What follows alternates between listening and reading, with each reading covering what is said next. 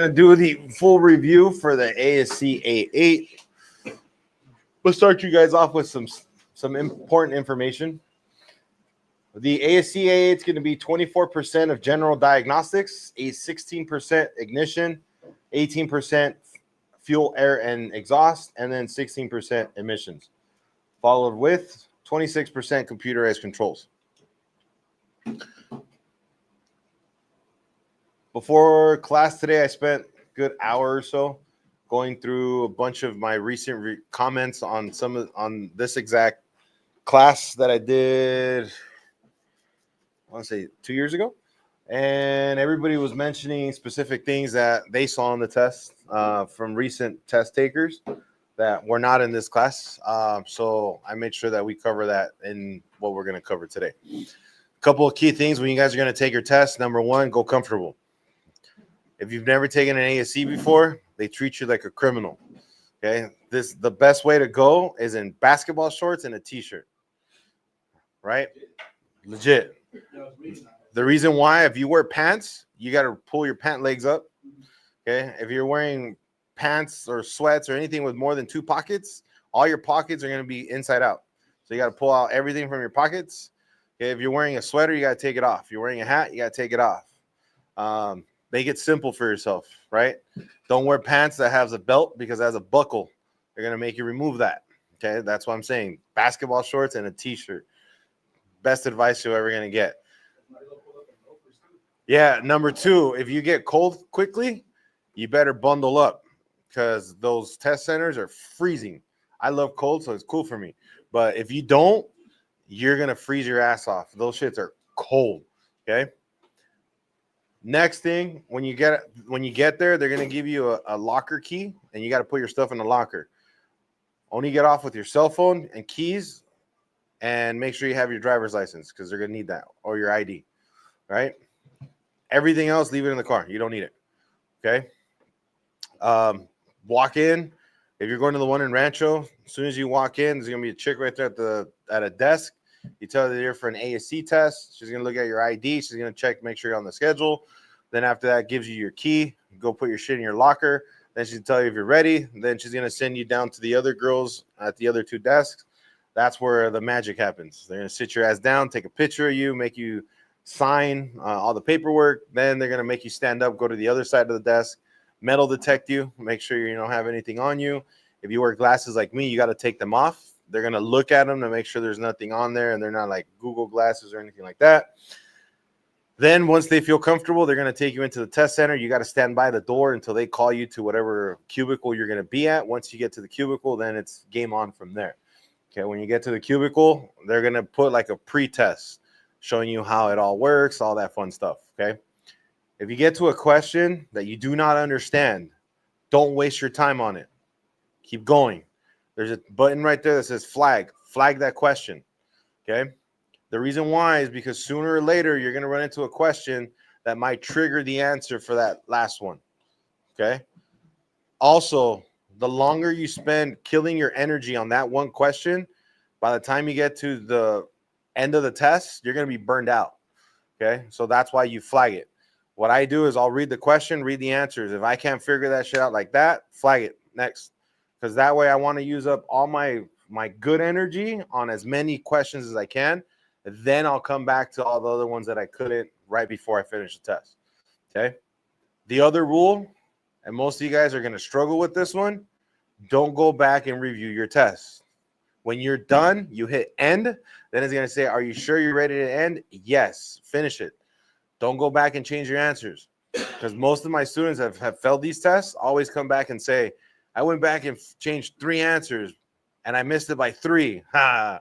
Yeah. You see what you did? Okay. When you're done, you're done. Finish it up. Walk out. Okay. They do give you restroom breaks, but the restroom break counts against your time. You got 2 minutes per question. You don't have time to waste, okay? Because you got to read the question, analyze the question, and then see if that question matches any of your 4 answers, okay? At the end of the PowerPoint, we're going to go over 10 practice questions that I got from ASC. With their permission, I'm able to share them with you.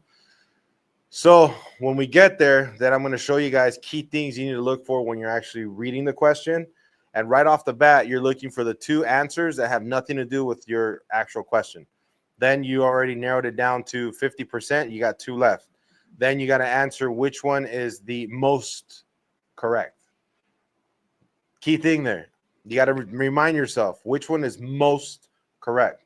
Because you're going to run into some questions where like, damn, these two are right. Which one is most right? Okay. That's how we write it. So which one is most right? Right. Okay. And then at that point, you're going to go with that one and then move on from there. Okay. But don't waste your energy trying to, because I've had some students like, dude, I didn't have enough time. It's like, yeah, you probably spent like 10 minutes on a question. Yeah. There's your problem. Okay. Fly through it. Right. This last time that I took 3 recertifications, I was scheduled from 9:15 to 1.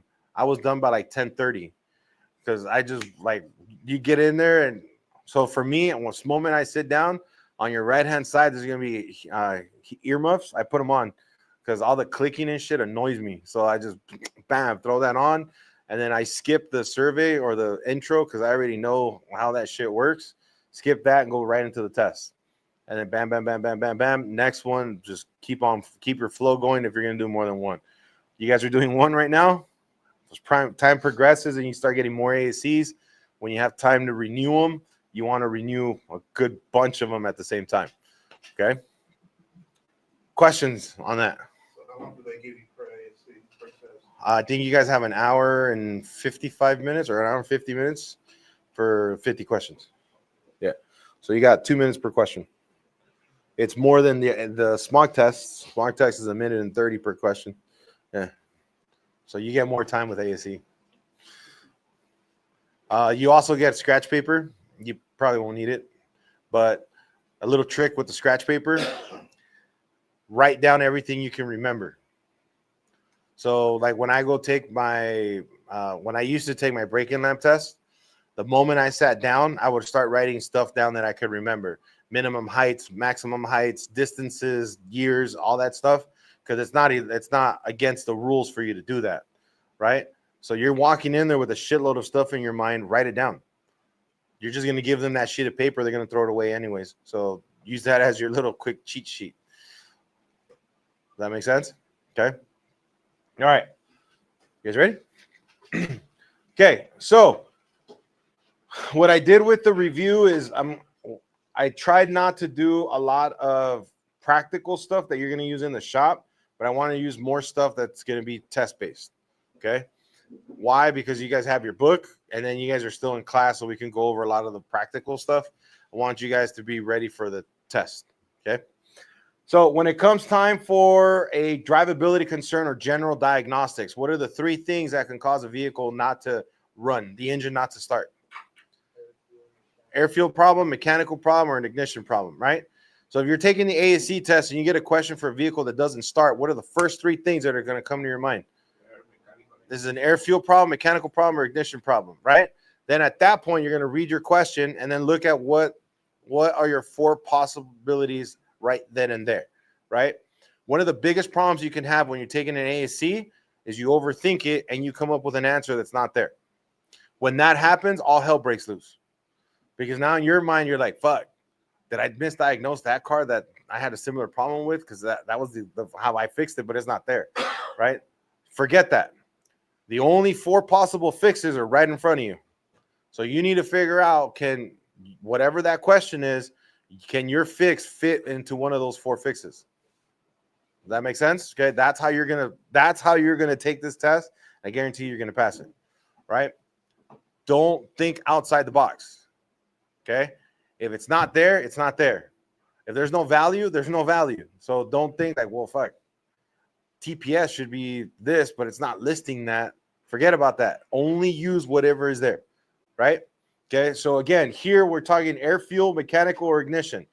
If I have too much air, is that going to affect the way the engine runs? Yeah, what if I have not enough air and too much fuel? Yeah, so this first one, if you have too much or too little, is going to affect the way the engine drives, right? What about mechanical? Same thing. If I have too little compression, is that going to affect the engine? Yeah, if I have too much, same thing, right? Ignition, well, you can't have too much, right? Or you can always have too little, but not too much. Okay, so I want you guys to process that when you guys are taking the test and in the shop as well. Car comes into the shop is which one of these three categories is this vehicle going to fall into? An air fuel problem, an ignition problem, or a mechanical problem? Does it make sense? Okay. Right now, when we get to vacuum, also going to talk to you guys about a car he diagnosed yesterday, right? Okay. What test is this, and what do we use this test for? Isn't this a quick and easy way for you to determine if the engine has all cylinders contributing the right amount of compression, right? We don't have a specific PSI value, but I could quickly determine if all cylinders are contributing the right amount of work. True? Okay. Can I also hear the engine while I'm cranking it? Yeah. Okay. So we can simply just look at, like we see in the video, starter engages. And when the starter engages, it begins to spin the flywheel, right? If I have a cylinder that's not working, what's going to happen to that starter? It's going to work harder because it's going to spin faster because there's no compression. Okay, so that's how we're able to hear that change in cadence, right? That's telling you that you got a cylinder low on compression. Okay. Now, if that happens, which way are you going with your testing? Are you going ignition, fuel, or mechanical? Mechanical. Okay. So when you're taking the test, if the test question has anything to do with a vehicle that seems to be a mechanical aspect, you should already start looking at which one of your four answers has anything to do with mechanical. What type of mechanical fault can lead to whatever they're asking me? Does that make sense? Okay. That's how you want to approach it. This one right here, we're talking about a relative compression. What do we got here? Compression, compression, nada, compression. Do you have a dead cylinder? Yeah. Yeah. Are you going to go mechanical on this one? 100%, right? What kind of test can you follow this one up right here? Can we do a leak down test? Yeah. You can do a compression check too, right? But preferably here, you might want to do a leak down because you have no compression. Right? So you got a valve burnt valve being stuck open. Something's allowing all that compression to escape. Okay.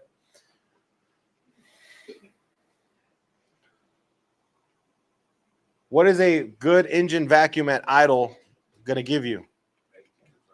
18 to 22 inches of vacuum. What's the key thing here? How many inches of vacuum do you lose for every 1,000 feet of elevation? 1 inch. Okay. So if you get a question on the state test that you're checking vacuum on a vehicle at idle, and most likely it's going to say at sea level, what should you expect? 18 to 22 inches, right? Because this measurement is taken at sea level. Keyword right here, sea level. Okay, so I'm going to say keyword a lot because I want you guys to get in that habit of when you're reading the question, you're looking for keywords that are going to help you identify what they're talking about, right? So again, right here, we can always remember that vacuum is going to decrease with elevation increase, right? The higher we go up in elevation, the less vacuum we're able to create, okay? So again, we lose 1 inch for every 1,000 feet of elevation gain. Now, where do we check for vacuum on a vehicle? Intake manifold, right? What's the best source that you guys know about? Purge valve, right? Why the purge valve? What did I tell you guys about the purge valve? What does the purge valve purge? Fuel vapors, right? If I'm putting fuel vapors into an engine, shouldn't I evenly distribute it? Right? So that's why the purge valve port is probably the best port for you to use for vacuum. Because if that is distributing fuel, it's probably going to have a really good vacuum distribution, right? When you're cranking an engine over, it's usually cranking between 200 and 250 RPM, and it's going to create anywhere between 3 to 5 inches of vacuum while cranking. Is that true? Okay. Now, when that's happening, if you go out and crank a vehicle, you put a vacuum gauge on it and you crank it and you got 0 inches of vacuum, what kind of problem do you have? You got a mechanical problem. Yeah. At that point, you more than likely need an engine. Because if you are not able to produce 3 to 5 inches of vacuum while cranking, you have a really big problem. Okay, that means that all 4, 6, or 8, or 10 cylinders were not able to produce not 1 inch of vacuum. So you got a really bad problem. Okay, this was very common with timing belt engines. Interference engines, when the timing belt went out, you cracked and broke all the pistons and valves. You get the car in, you put a vacuum gauge on, you crank it, you saw 0 inches of vacuum. It's like, done. Needs an engine. Okay. So same thing here. Now, there's one difference. If you do this test in clear flood mode, you're going to get 0 inches of vacuum. What's clear flood mode? Foot to the floor and you crank it, right? So it disables fuel. If your foot's to the floor, well, how's the throttle plate? Wide open. So there's no chance for the engine to create a negative pressure. Okay? So you got to be careful with that. If you do a clear flood mode and you try to check for vacuum, you're probably going to get 0 inches. You can inadvertently sell an engine, right? You put a new engine in and you do the same thing. It's like, damn, shit's still at 0. Like, yeah, it's because the throttle plate's open. Okay? So keep that one in mind. If you got engine vacuum and you get a 1 inch drop below normal, but it fluctuates around the same time frame, right? But you're only dropping 1 inch. What kind of problem is that? It's a mechanical problem, but that's a valve seating problem. Okay? You're going to get questions on that, so you guys better remember that. You get a 1 inch drop, and that 1 inch drop could be timed, meaning let's say it happens every 4 seconds. That means that's when that one cylinder's valve is not seating properly, right? You'll see good steady vacuum, and then bam, drops off. Back to normal, and then bam, drops off. At that point, you know that you have one cylinder that has a valve that's not seating properly. Okay. What if you got a valve that has a rapid vibration on the needle? You put your vacuum gauge on, you start the car up, you just see that needle just bam, bam, bam, bam, bam, bam, bam, vibrating. It's a worn valve guide. Okay. So at that point, valve job. Okay. So again, looking at your vacuum gauge and you see a consistent vibration, you got a worn valve guide. You don't know which one, but you know you have worn valve guides. Okay. The next one is if you have an abnormal drop, but it's not timable, meaning that you can't time it. It's not happening every 4 or 5 seconds. It happens sporadically. That means you got a sticky valve. The valve's sticking. So when you have that drop in vacuum is because the valve's stuck. Now the difference between this and a valve seating issue is a valve seating issue, you can time it. It's going to happen consistently at the same time. Why? Because that's when the engine is getting to that position for that cylinder. When a sticky valve happens, it's intermittent.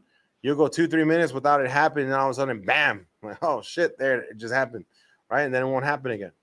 Okay, so that would be the difference between a valve seating issue and a sticky valve.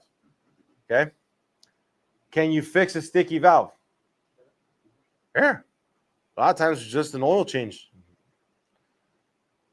Okay, lack of lubrication. Or if the engine's gone 10,000 miles without an oil change, fuck yeah, it might be sticking.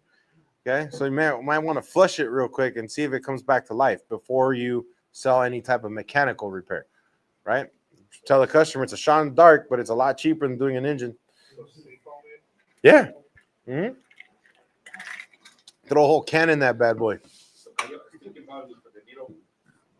Va a caer como una pulgada. You'll get about a 1 inch drop. So you take a 16 ounce can of seafoam, pour that in there, run the engine for a bit, drain it, and then put fresh oil in it, and then retest it, see if it comes back to life. Okay. If we got a valve spring issue, we've got to raise RPM, right?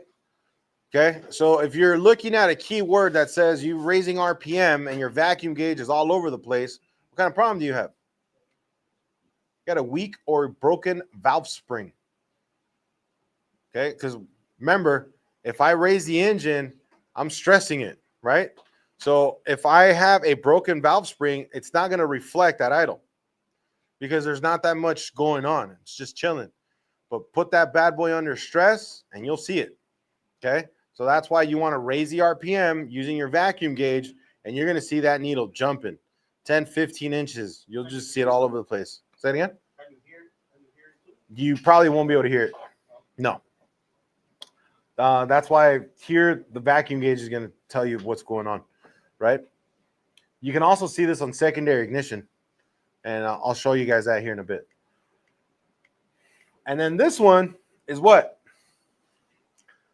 A valve spring that's weak, right? We're still getting that bounce about 12 to 24 inches, okay? But this is happening when?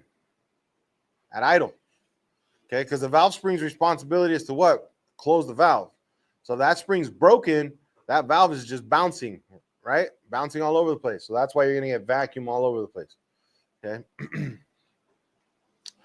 What about exhaust restrictions? Can we use the vacuum gauge to test that? Yeah. If I go wide open throttle, shouldn't vacuum drop to 0? And if it doesn't drop but begins to build, what do you have? Restricted exhaust, okay? What's the point of raising the RPM when you have a misfire? If it goes away, what kind of problem is it? Mechanical, right? That test never fails. Why? Because at a higher RPM, everything's happening at such a faster rate, it masks itself. So the car doesn't have time to misfire. If you got a valve that's not seating properly, there's not enough time for the air-fuel mixture to bleed out. Okay? It's so simple. All you got to do is raise the RPM. Okay? What about the dollar bill test? If you do a dollar bill test and that dollar bill gets sucked into the exhaust, what kind of problem do you have? You got a valve problem, right? Particularly a burnt valve. Okay, remember yesterday or Tuesday when we talked about valve overlap? Okay, if I have a burnt valve, when the piston goes into intake, that's going to create a negative pressure and it's going to suck the exhaust back in, right? So that dollar bill is going to get sucked back in because we had valve overlap due to a valve that's not fully closed, right? Burnt exhaust valve, okay? What do you guys remember about engine compression? If your answer is not much, this is what you need to know. Static compression, that's all we're checking for is the cylinder's ability to do what? Seal, that's it. Okay, and what do most mechanics do? Static compression, and that is it. An engine can build compression even if it's getting air through the exhaust valve. Okay, doesn't have to come in through the intake valve. When the intake valve don't open, but the exhaust valve does, you'll still be able to build compression. Damn. Okay, so that's why you just don't do a static compression check, right? So remember, a static compression check is to check the cylinder's ability to seal. That's it, okay? A running compression test gives you the idea of volumetric efficiency for each individual cylinder. What is volumetric efficiency? The engine's ability to breathe, right? So if I do a running compression check, isn't that telling me how well that engine can breathe in air and exhale it, right?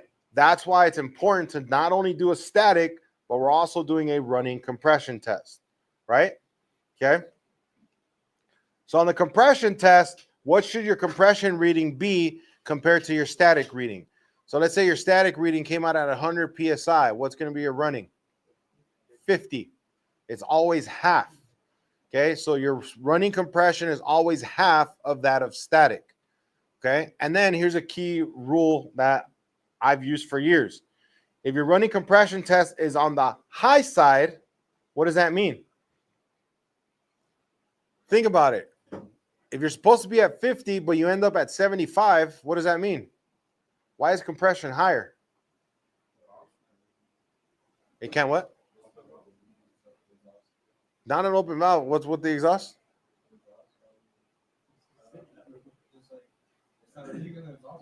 Could be an exhaust valve, restricted exhaust, right? Think of it as you can't let it go, so you're building more. It's not like that cylinder has a badass piston that's going to make more compression. Okay, so if compression's higher, that means it can't get rid of it. So it's an exhaust problem. You got a problem on the exhaust side, right? If it's lower, that means you can't get enough air coming in.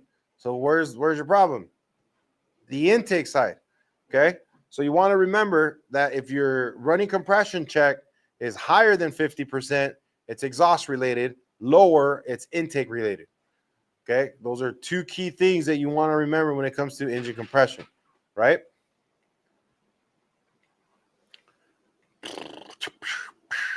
What about snap test? You guys remember that one?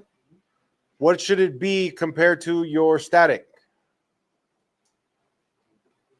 At least 80%. Okay? So your static compression should be at least 80%. Excuse me. Your snap compression should be at least 80% of that of static. Okay? And let's break them down.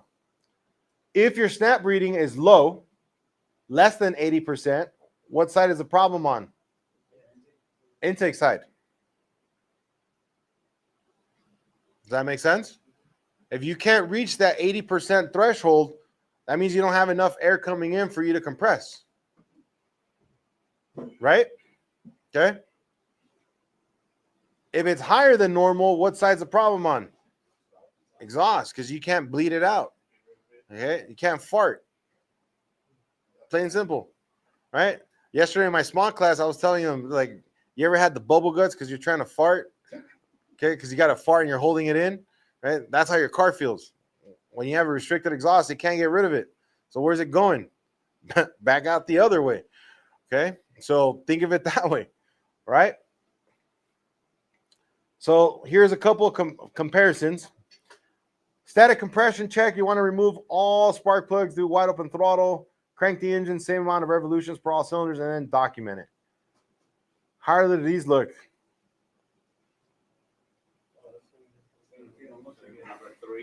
What's wrong with cylinder number 3? Low compression? Yeah? Okay. What's the rule when it comes to compression? 10% from one another. So cylinder 2 is okay? But cylinder 3, it's not, no bueno. I know a lot of mechanics that'll tell you that shit's good. It's over 100. No bullshit. Yeah, no bullshit. Oscar's a witness. I know a lot of mechanics that'll be like, that engine's good. Why? Because it has over 100. What the fuck does that mean? Like, it's over 100. Like, and some new engines, some new cars, the engine can produce over 200 psi of compression.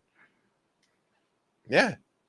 So what does 100 mean if it's a 200 psi standard? You're missing 50%. But some mechanics been, nope, that shit's good. Right? Just want to share that with you guys.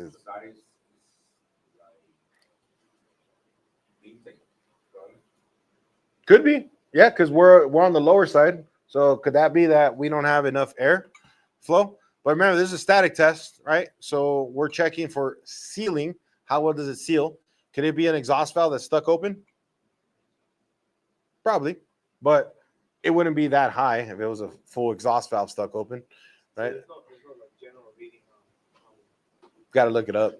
Yeah. Problem is, new cars, you don't get a compression reading. I don't know if you guys have looked up like a 2018, 2019, look for compression. Manufacturer gives you the eggplant emoji. Yeah. When you click on engine mechanical, they don't give you that spec. So this is why you got to test known good cars, right? Or your other option is if you got 4 cylinders but only one's misfiring, go check one of the other 3 and see what those read, and then compare it to your bad one. Yeah. Unfortunately, they don't give you that information anymore. Back in the old day, you look it up and they're like, oh, compression should be between here and here. And like, all right, cool. Let me go check that. Now it's like, I don't know. Swap the engine, right? Let's follow the trouble tree, and at the end, replace with the known good components. Like, oh, okay, cool. Put a new engine in it. All right, running compression. How does it look?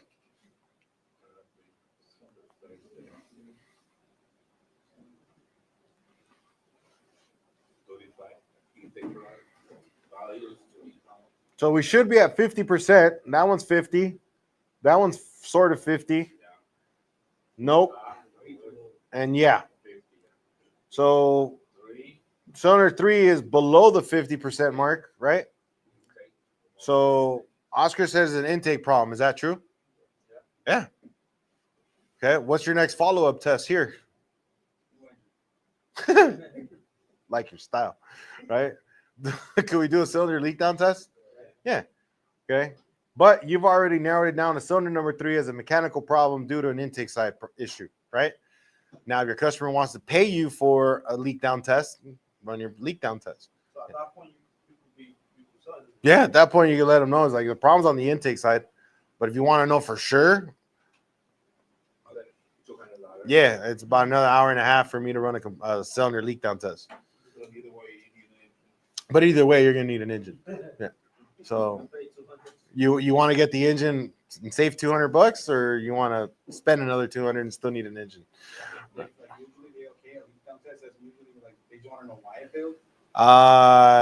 When they start seeing that it's mechanical and it's going to be an engine, before we even recommend it, we have that conversation of what their goal is with the car. Yeah, because then you don't want to come off as like, oh, you're just trying to take my money kind of deal. So it's like, we'll hit them up. It's like, hey, we ran some tests. It looks like it's a mechanical issue.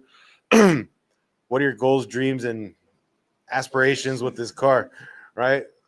Oh, I just need it till my next paycheck. Well, then drive it till it fucking dies. Or, I want to keep it for another 4 or 5 years. All right. So we got 2 options. We could do a leak down test to know 100% where that problem is, but more than likely it's mechanical, or I could price you a remanufactured engine. It's your call. But you don't express that until after you find out what they want to do with the car. Because then that's what triggers people to be like, oh, they were trying to take advantage of me, this and that. I have a family of 6 and shit, and I can't afford a car payment, and they're over here telling me this and that. That's how you get people pissed off, right? So you find out what they want to do with it, and then you take it from there. Okay? All right. Snap test. You did a snap test on this bad boy. This is another car. Cylinder 1, 128, 160, 77, 155, 123, 130, 128, 160. Do you have a problem anywhere?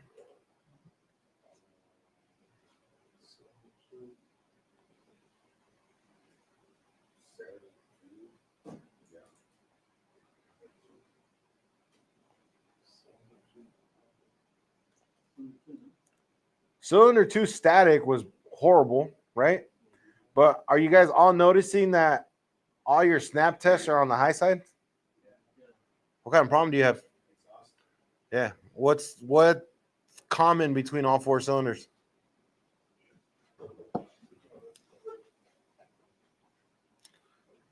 The cat. Okay.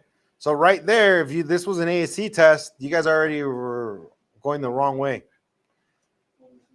Because quick and easy is, what do I see here that they all have in common? They're all high on the snap test, right?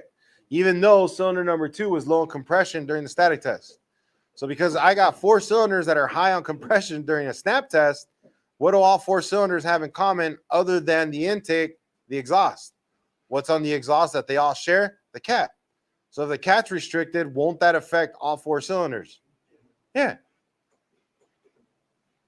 Does that make sense? Okay, that's how you got to process it. Okay, it's like, okay, what do all these shits have in common? Like the exhaust. All right, cool. Do I have one that says restricted cat? Yeah, cool. Bam. Next. Okay, so you gotta cut it down quick. Bam, bam, bam, bam, bam, and then just roll through it. Speaking of the restricted exhaust, there was one time like a couple years ago, a buddy of mine was trying to figure out why his car was like dying, because he was revving, and then it would just eventually start dying. We had popped the hood. He brought the car to my house, but I just look at it, see what it does. His exhaust manifold started getting red hot. Oh wow! The cat was completely clogged. Yeah, it was plugged up. Yeah. Yep. Haven't seen one of those in a while. We used to see that a lot on motorhomes during the carbureted era. Yeah. They bring a motorhome in like, yeah, man, thing's glowing cherry red. It's like, cool, let's take a look. But motorhomes didn't have cats, so it was like, You got an air mixture problem. You got a carburetor problem. Right? Questions on this one? Gangster. Leak down test. Remember, even if the engine's brand spanking new out of the box, it's going to have volume loss. Okay, that's just normal. Piston and ring gaps. We have gaps inside of all the piston rings. If it was assembled properly, they're not all in line, right? So air is going to escape through them, go around all the way down until it goes into the crankcase. So 20 to 39% is a low leak, so that would be normal for most engines, okay? 40 to 69, you got a problem. 70 to 100, that thing is gone, all right? Now, if you do a leak down test and for some reason you end up in the 70 to 100 range, you might want to double check to make sure the piston didn't drop. So sometimes when you raise the piston, if you didn't get it all the way to the top, that air pressure will push it down. So just keep that in mind, okay? This is where your borescope comes into play. Drop it in the hole, raise the camera, bring it up, make sure both valves are closed. Another thing that Jose and I do is we'll do bottom dead center when it comes down to leak down test. This way you're checking the whole cylinder, because sometimes you might have a crack in the cylinder wall. That's how you're going to spot it. Okay, so we do bottom dead center, both valves closed, and then we pressurize the cylinder. You want to do top dead center. If you get comfortable with it, bottom dead center. Yeah, so me and Jose do bottom dead center. This way we test the whole cylinder as well. Okay, so you can do bottom dead center, but just make sure the valves are closed. Okay. All right, you guys remember this one? We talked about this 2014 Jeep Cherokee 3.6. Sadly, it's a 3.6, right? This one, first shop did intake gasket, coil number 1, EGR cooler. Second one did a tear down. Everything looked fine. Third one sold a decarb. That didn't do nothing. And then we got our chance at it, right? Remember, we did a static test, which we did a leak down, and everything was hunky-dory. There was no problem here, right? This is why we talked about during this whole class where static tests are not that good, because if the problem's happening dynamically when the vehicle's being driven, why are you testing it off? Right? Okay, so that's the reason why we always have to figure out a way, how can I test this while it's actually working? So this way I can verify, is it working the right way? Okay. So then remember, we went to secondary ignition. Secondary ignition looks like crap because we have a lot of turbulence at idle. We should not have turbulence at idle. Why? Because there's not enough movement inside of the combustion chamber for there to be turbulence. This is when we figured this thing's got a valve problem, right? And we put a vacuum gauge on the bad boy, and sure enough, like clockwork, you'd see that 1-inch drop, bam, and then it'll go back to normal, and then bam, and back to normal, and it just kept happening. And that's when we said, yep, this thing's got a valve problem, right? But because we had to give pictures to insurance and this poor young lady that got this Jeep, we decided to go with an oscilloscope, do a relative compression test and a delta pressure sensor in the intake. You have a arcing problem and one coil. You won't lose vacuum. Nope. So here, you guys notice we don't have a top dead center or a compression event where cylinder number 1 should be at top dead center, right? And at the same time, notice what happens to my vacuum right here in the red with that arrow. We had less vacuum than the rest of them. You see that? Notice how that one's shorter. And then right here is where I should have a compression event, but I don't. So when that ends up happening, that was when the valve wasn't seating properly. So we didn't have a compression event. So she needed a valve job.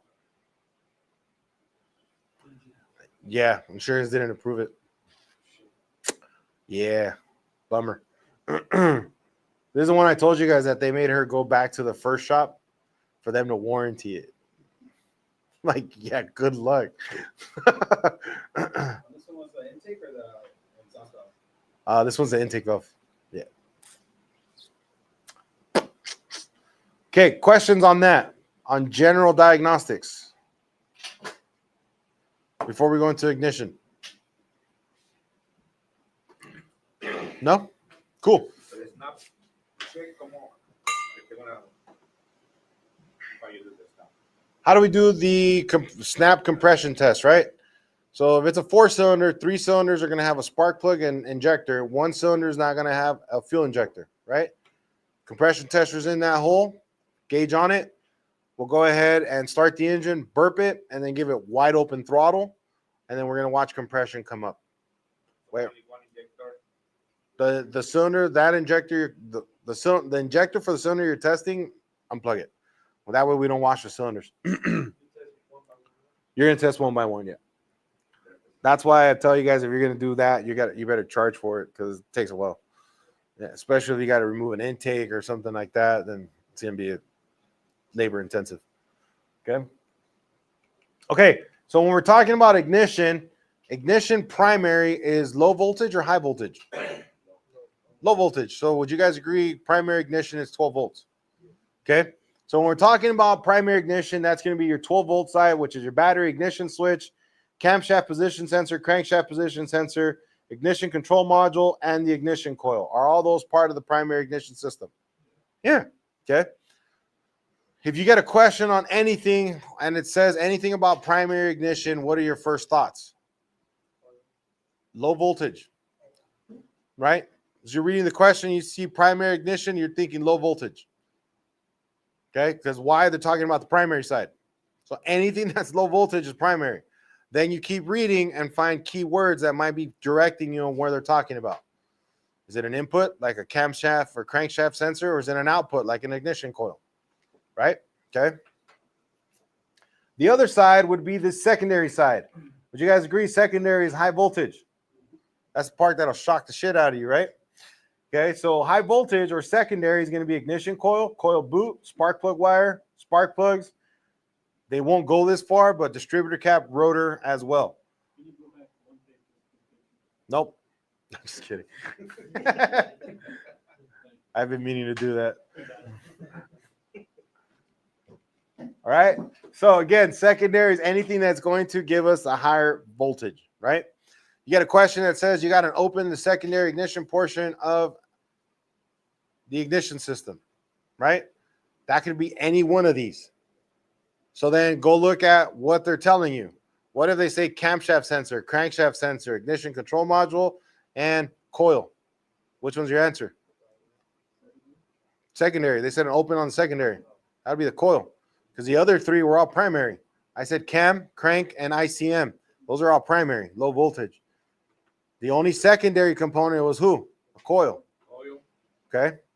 That's how you want to go about it when you're taking that test. Coil is Okay? primary, secondary. Both primary and secondary is the ignition coil, right? Just like we see here. Always remember, you won't be questioned on this, but there's a good way for you guys to remember it. The primary side of the ignition coil is going to be 1 wound to 100 wounds of the secondary. Secondary has more wounds of wire, of thinner wire, because that's what's going to absorb the high energy and send it out to the plug. So as you guys can see right here, we have an iron core. We have the primary, which is located right above it. And then the secondary is over here on the top side and over here all the way on the bottom. As we flow current, power, and ground around this iron core, the magnetic field, when it gets turned off, gets absorbed by this smaller wire here and then shot out to the spark plug where we ignite the air-fuel mixture. Okay? And I put this coil up because this is what we see mostly. So again, this is our primary right here. This is our secondary right here. Primary and secondary.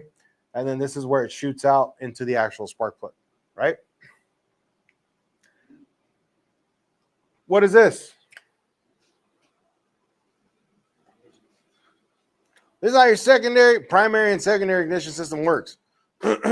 So we got our battery. That's going to be 12 volts. We got ignition switch. That's 12 volts. We got circuit protection, 12 volts. Here's the primary side of the ignition coil, which is also 12 volts. We got our ground control here through the ECM or PCM. Here is my transistor. Whenever this transistor turns on, there's going to be a magnetic field built up right here on the primary.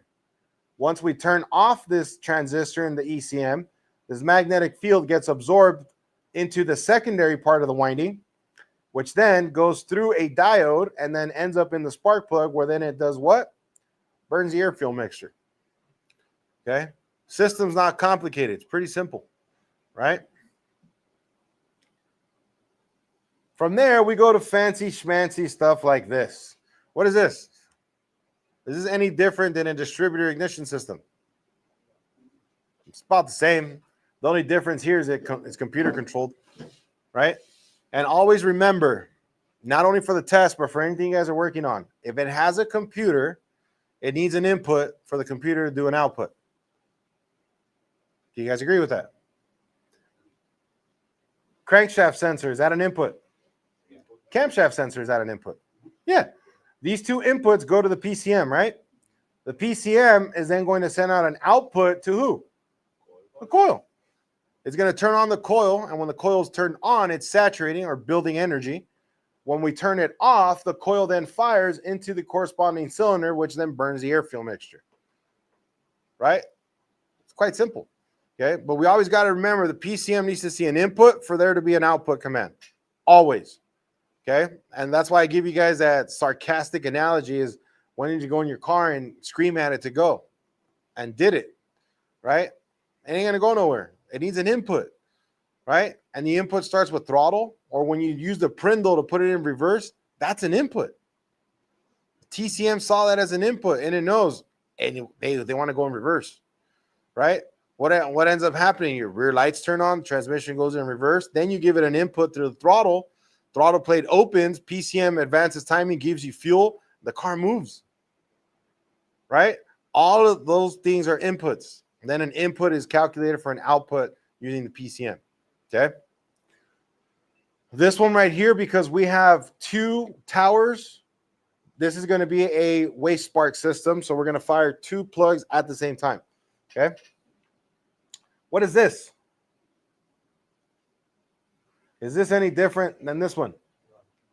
Does this one still require inputs because it has a module? Yeah. Okay. The only difference here is now we have one coil per each individual cylinder. And the control of that coil is inside of a module. So if this coil shorts out, that can overheat this driver, which can then in turn take out that module. Okay. These are dumb coils. Remember we talked about that? Why it's two wires. They're dumb because the module does all the work. If it's an intelligent coil, it's 3 or more wires, right? And that means that the ignition control module is located inside of the coil. Make sense? Okay. How many of you guys remember this? When we're talking about ignition systems, if we're testing the coil and the coil is a 2-wire coil, this is how the primary of the ignition coil is split up. The first section is the firing section. What happens during that section? The firing section is the amount of time the spark plug is firing, right? Keyword, firing section. What's happening? It's not shooting. It's not a gun. So that means it's firing. Spark plug is burning, okay? The next one is the intermediate section. This is when spark doesn't have enough energy to continue to burn. So then we get our coil oscillations here, and then voltage drops off to our baseline voltage, which is above 12.6, right?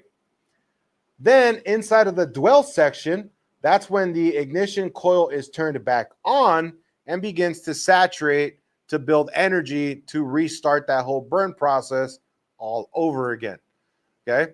As I told you guys before, back in the old days, we had to adjust dwell on carbureted cars when they had points. Okay, so now it's all done with the module.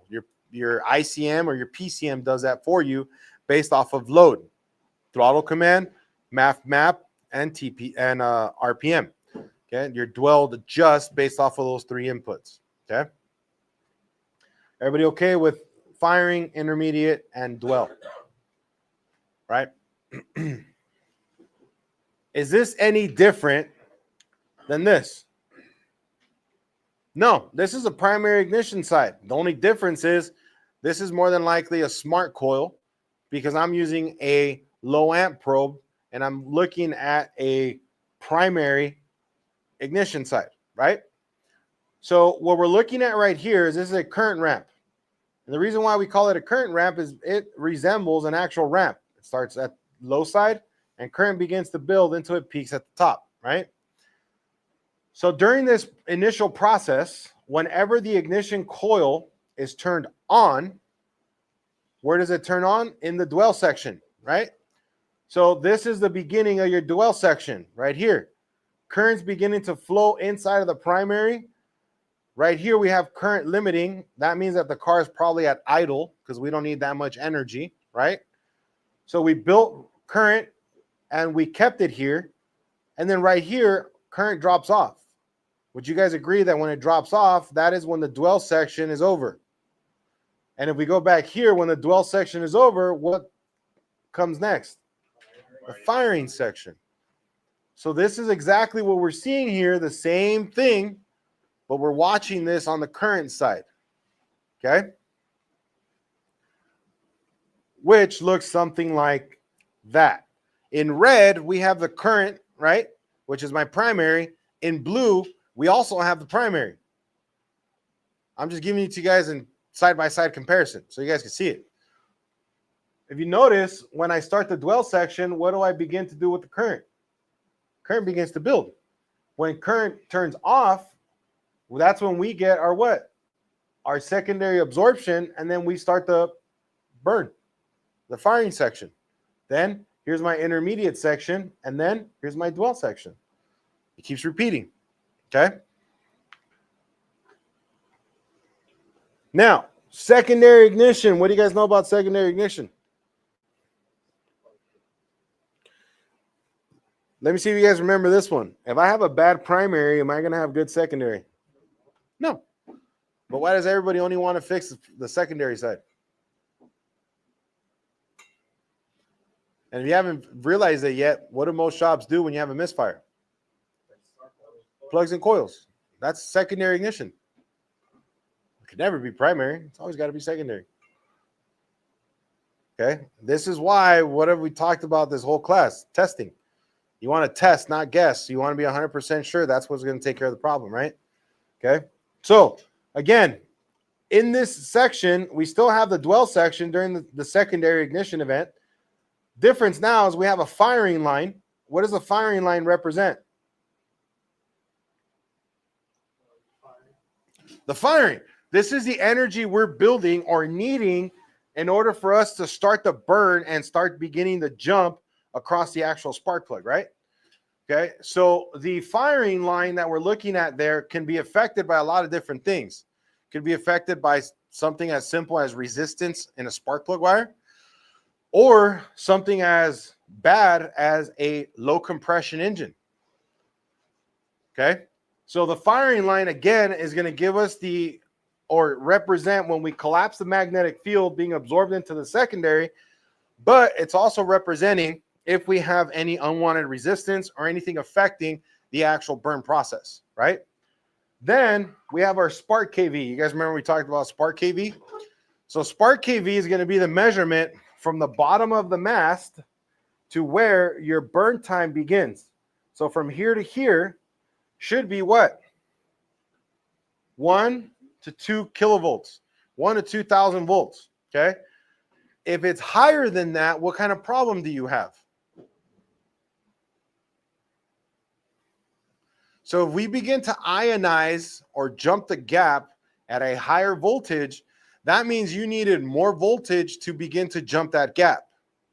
Would you guys consider that resistance? Yeah. Okay, so if I have more resistance external to the combustion chamber, that means I need to overcome that. So I'm going to have a higher spark kV.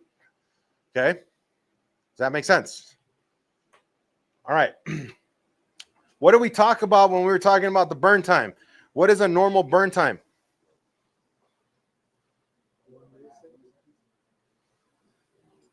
One to 1.5 milliseconds, right? If it's more than that, what does it mean?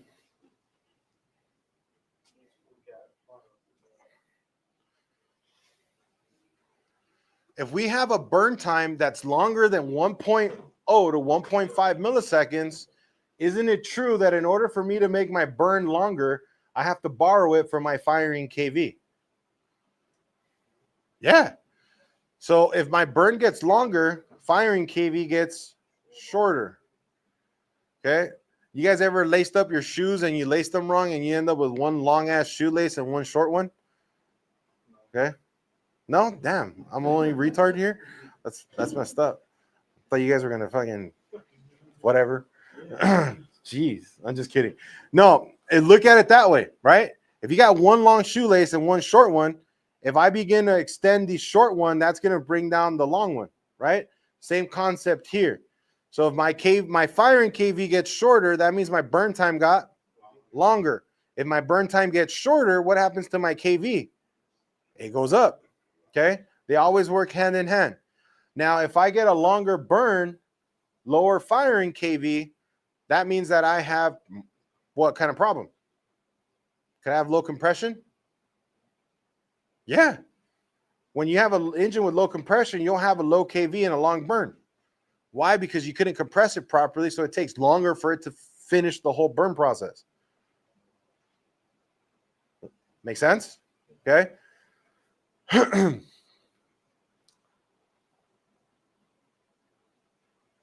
want to share. Let me see if I have that picture in here. All right. This one. What's wrong with it? What's your burn time? 2.4 milliseconds. What should it be? 1.0 to 5, right? Okay. What's wrong with it? What's wrong with that cylinder?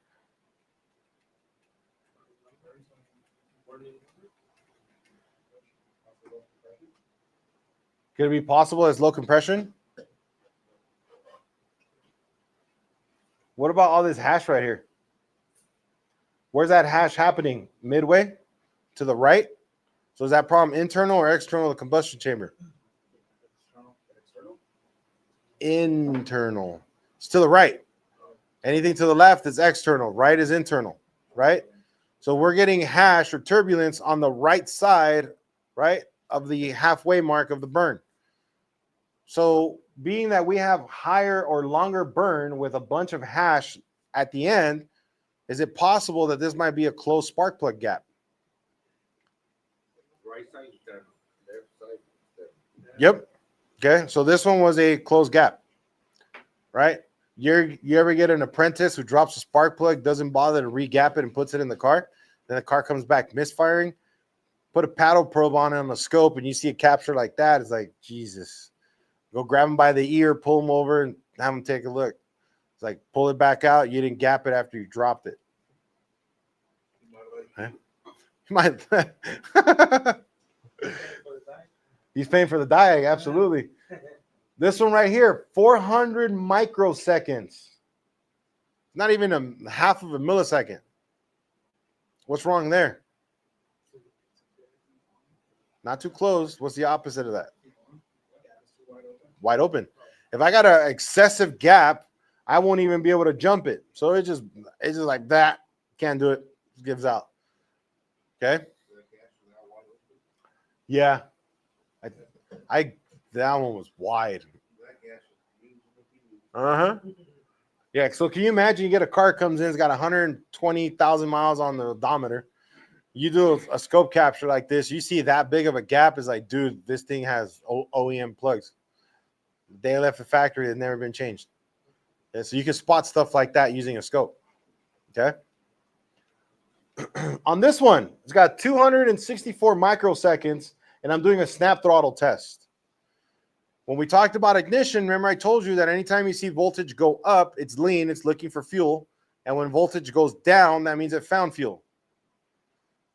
And if you notice, I did a wide open throttle acceleration, and what happened? What's wrong with the cylinder? Looking for fuel, and if you notice, right when the burn started, that thing went right up. It's kind of hard to see, but let me zoom in so you can see it right there. You see how right here is going straight up? So that means that the moment that spark plug began to burn, there was not enough fuel in the combustion chamber. Okay? So what's wrong with it? It's lean, right? But what's causing the lean condition? That's a restricted injector. Okay? You guys see why? Because again, the moment we started the burn, we went straight up. If we go straight up here, that means that we didn't have enough fuel in that combustion chamber from the moment that spark plug began to burn. Then, if you notice it, we go up, drop a little bit, we still keep climbing, and then we get that large nose right at the end. There wasn't any fuel for it to actually atomize and jump across and burn. So you have a restricted injector or the injector's not firing. On this one here, I purposely unplugged an injector. Okay. But what's crazy is if you look at that cylinder at idle, it looks normal. But the moment you gun it, that's when you see that thing just shoot right up. Why? Because there's no fuel. Okay. To snap or not to snap. So right here, this one over here on the left-hand side, notice how I have one cursor at the bottom, right? This one on the left is hitting that bottom cursor, and the one on the right is hitting the top cursor. The reason why I did that is because what happens when I snap the throttle in an engine?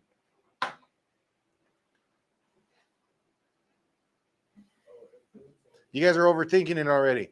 Snap compression check. Is it more than running? Yeah, it should be 80% of static, isn't it? Okay, so if I snap the throttle, do you guys agree that compression is going to go up inside the combustion chamber? Right? So if compression goes up, doesn't that make it more resistive, create more resistance for spark to travel through that compression? Yes. So because of that, that right one is lower than my left one, and the left one is higher because that's when I did a snap test. So when I hit the throttle and went wide open, you want to see that firing kV go up. If it doesn't go up, what kind of problem do you have? If your spark kV didn't increase, what else didn't increase? No, you're overthinking it. Starts with a C. Compression. If your firing kV doesn't go up, compression didn't go up. That's why you have to snap the throttle. If I snap the throttle, that firing line needs to go up. And if it doesn't, that means that there was no compression event or no change in compression. Why was there no change? There was probably no air going into that cylinder. So I might have a valve problem. Does that make sense? Okay. And we didn't use a compression tester. We didn't use a vacuum gauge. All we did was look at what? Secondary ignition with a wide open throttle acceleration. Okay, good? All right. Okay, remember these? What happens if you pull the fuse out for all your spark plugs, put an amp probe on it, and then you get one missing current ramp? So if we're synced to cylinder number 1 right here, this is 1, 3, 4, and 2. Which cylinder is bad? 4. Is it the primary side or the secondary? That's primary, right? This is primary ignition because this is current ramp. Because we couldn't create a proper primary, am I going to have a good secondary? No. Secondary is going to be non-existent because you didn't have the proper event on the primary side in the first place. So you're not going to have a secondary. Okay? You guys remember this one? Yeah, this was a case study that one of my students gave me, right? So on this one, what do you guys see wrong with the secondary ignition pattern?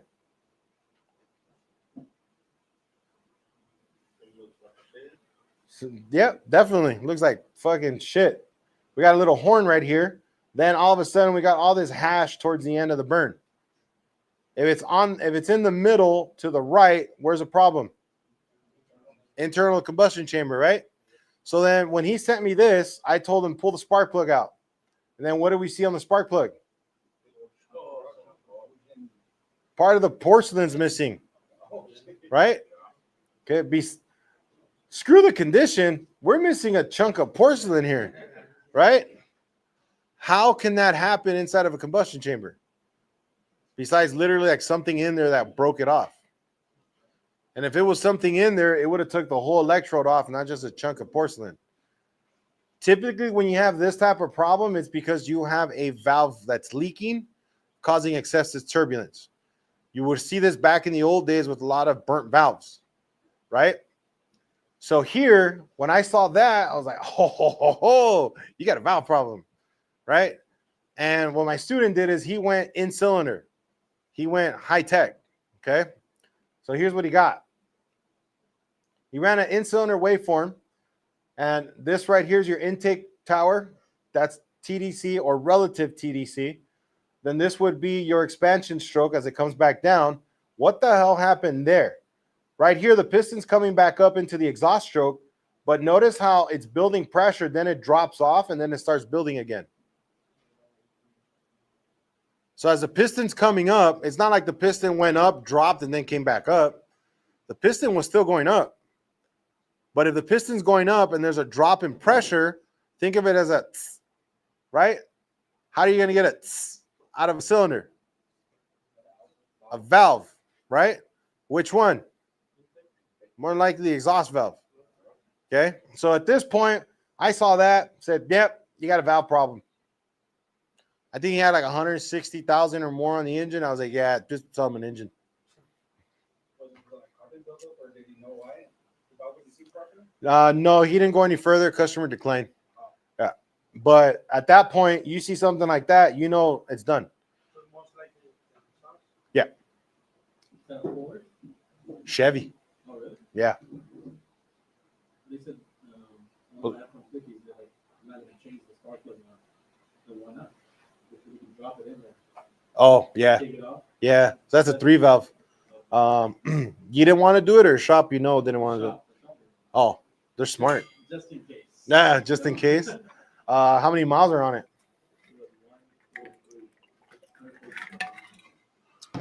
Damn. One of your cars? Older one, 05. Was it one of yours? Mhm. Can you still put it back in the auction? Oh shit. I ended up changing it. Oh. Yeah, you gotta be super careful on those because you break one, Yeah, that's what they said. it's a bad day. Yeah. So the engine is lost? Is that it? If the electrode falls into the combustion chamber, yes, you gotta pull the head out to take it out. Why did they make it like that? Ford. Yeah. I do not know why. Previous to that, their 2 valve had a big problem where it would blow spark plugs out, but that was due to improper installation. Yeah. the 3 valves, some of the 3 valves do that. Yeah. So with the 2 valve, if you didn't torque them, because you're supposed to torque spark plugs, it would blow them out. Yeah. So if you got a Ford that came in and you hear pop, pop, pop, pop, pop as it's idling, and then you pop the hood open and you just see the coil just all over the place, it's like whoever did the plugs didn't torque them. Yeah. So then at that point, you're probably pulling the head off, getting it Healy coiled, and putting it all back together. Because it probably stripped the thread. So that's the same reason why all the 3 valve is blown out too still. I haven't seen it blow out on 3 valve yet. The 2 valve. On 2 valve was common, but on the 3 valve is usually when we were taking them out to remove plugs is when they would break in the head, and then that's when you knew it was a bad freaking day. What do you do on 2 valves? I want to say like 04, 05, 04, old and older. 4. Yeah. Expedition. Expeditions, F-150s, yeah, F-250s had that 3 valve and 2 valve engine. Terrible. Yeah. And About the one is close to the heater hose. the one in the back. Good old Ford. You don't have to pull up the head, do you? If it goes up the spark plug? Depends. If the thread's salvageable, then you're good. But I wouldn't Healy coil it with the head on, because then metal shavings are going to end up in the combustion chamber. It's a Ford. It's a Ford. Any grease and stuff goes through that, right? Uh, It's not like, try and prevent it, but not 100%. yeah, you could try it, but you're still going to get some in there. And then it'd be a pain in the ass to get it out. Yeah. And then the worst part is you in California, you're considered a professional. So anything that happens, you're pretty much liable. Yeah. So that's why the best option at that point is we either get you a new head or we pull that one out and send it out for machining. Yeah. Sucks. All right. Fuel injectors. What do you guys know about injectors? They inject fuel, right? Is that an output? Yeah. Okay. I want you guys to start thinking inputs and outputs. Anything you do, input and output. Okay. Is this an input or is it an output? You want to start asking that question, right? Fuel injector, that's an output, right? How many times have people replaced injectors for an output problem that's caused by an input? Ouch. Okay. A lot. Okay. So when we're talking about a fuel injector, remember your fuel injector is an electromagnetic coil. We got two coils on this side. When we have power and ground going through them, it creates a magnetic field, lifts the pintle, fuel sprays out. Once we collapse that magnetic field, we're going to reseat that injector. No more fuel is going to be spraying out, right? Pretty basic setup. What we're looking at right here is what I taught you guys in class. Sometimes we can get around not having to look stuff up, right? Typical SFI injector has a shared power. You guys can notice each one of these injectors has a pink wire. If that pink wire was a ground control, that means that all those injectors were turned on at the same time, right? And that's not going to happen. Plus, because you guys know that in an automotive electrical, we use conventional theory, which means we go from positive to negative. And in an automotive wiring diagram, your positives are at the top. So these two fuses are feeding power to all 6 of my injectors, right? How we're controlling them is from the ground side of each one. So if I go to the car and I see 6 injectors with a pink wire, I know that's my power feed. So if I want to test this using a scope, I'm going to go to the color that it doesn't have any commonality between all the injectors, and that's the one I'm going to use to test. And that holds true for coils as well. Okay. With fuel injectors, we could check resistance. Is that a valid test? No. What condition is that injector on? Static or dynamic? Static, it's off. Unless your customer is complaining about a fuel injector problem with the engine off, why would you check resistance? I don't know about you guys, but I've never had a car come in with a misfire with the engine off. Right? So then why would you check resistance? Okay? Isn't there a better way of testing this dynamically? Yeah. What do we have here? We got a power feed. So we're looking at injector number 1. Pink wire is my power feed, right? If I go key on engine off, that fuse has hot and run or start, right? So key on engine off. Do you guys agree I'm going to have power at that pink wire for injector number 1? Yeah. If this injector is not electrically open, would you guys agree that I should expect to see the same amount of voltage on the other side of that injector? Yeah. And if I do that, that means the injector is not electrically open. So you don't need to check resistance. Does that make sense? Right? And we checked it dynamically. We had what? Voltage on both sides. The circuit was on. It wasn't doing any work. We're not checking for current, but the circuit was on. Right? We're good. We're good on that one. Okay. So what are we looking at here using the oscilloscope? What are we testing? This is the injector, right? And this is the voltage part of the injector. Would you guys agree that this is showing the injector closing right here on this nipple? Okay. And then right here during this pull down, this is the amount of time the injector is actually on and spraying. So would you guys agree that this is from 0 to about a little bit over 4 milliseconds? So that's 4 milliseconds of injector on time. Yeah. Okay. And how many volts should you expect to see when the injector collapses its magnetic field and turns off? At least what? At least 35 volts. Okay. And if we look at this one, we went over 80. So is that injector good? Yeah. That injector is in good shape.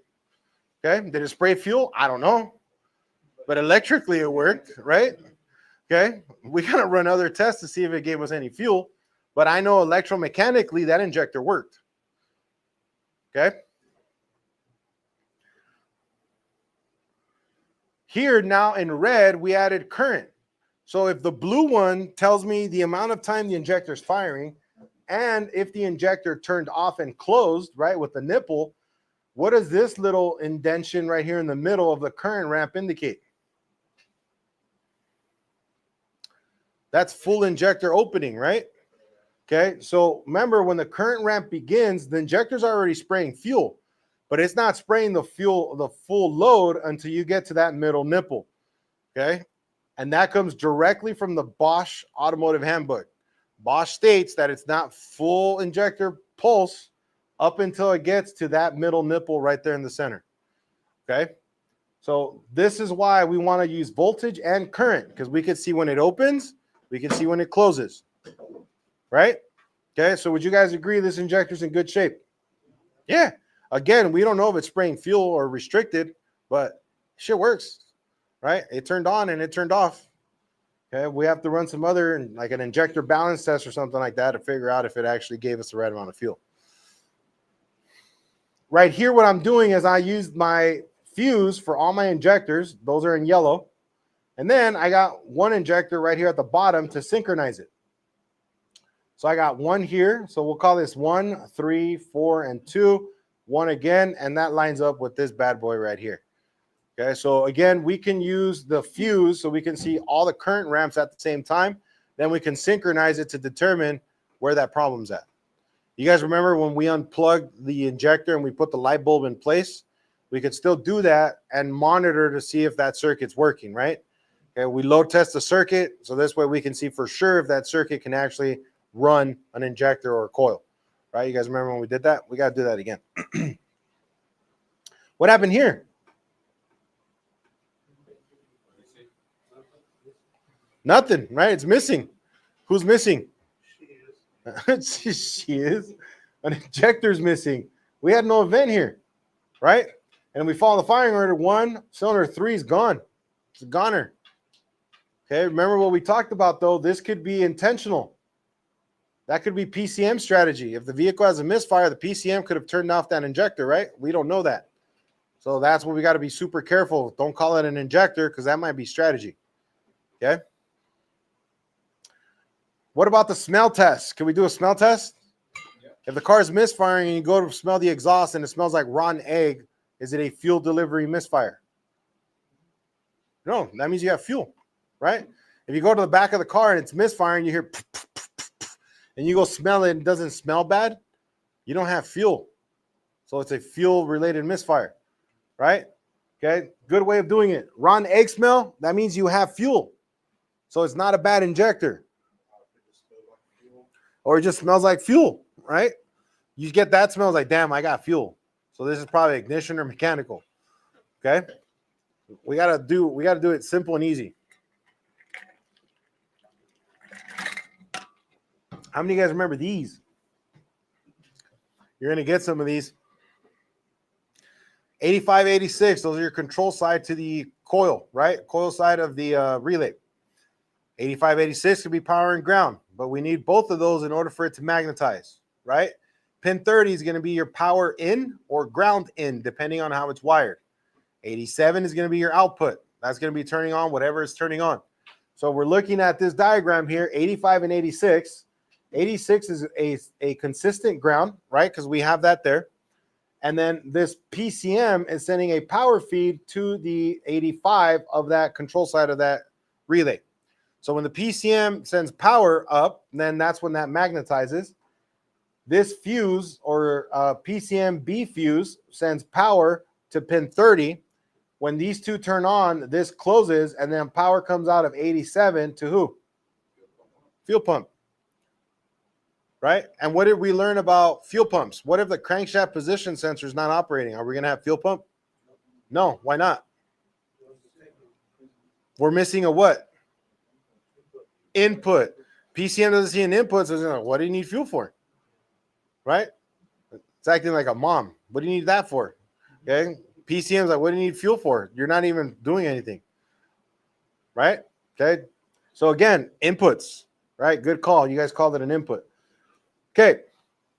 What do we remember about fuel? You guys remember the old rule of thumb, 1.5 amps for about every 10 psi of pressure. Is that true?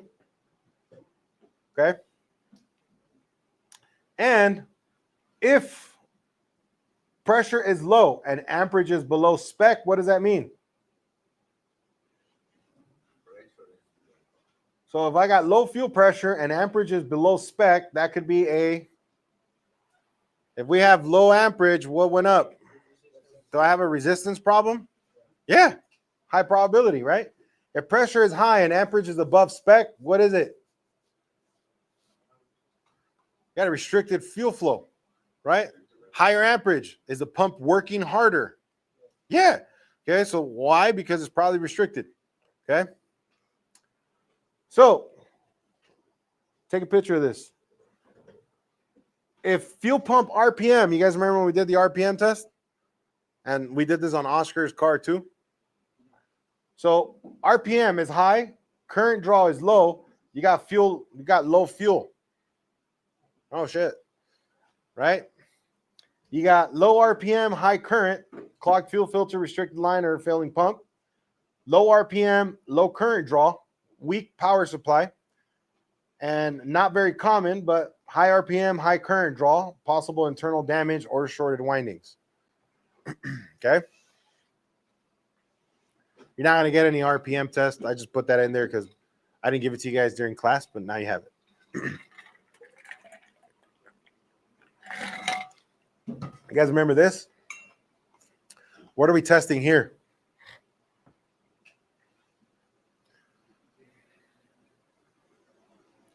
Are we testing inputs or are we testing fuel delivery? Fuel delivery, right?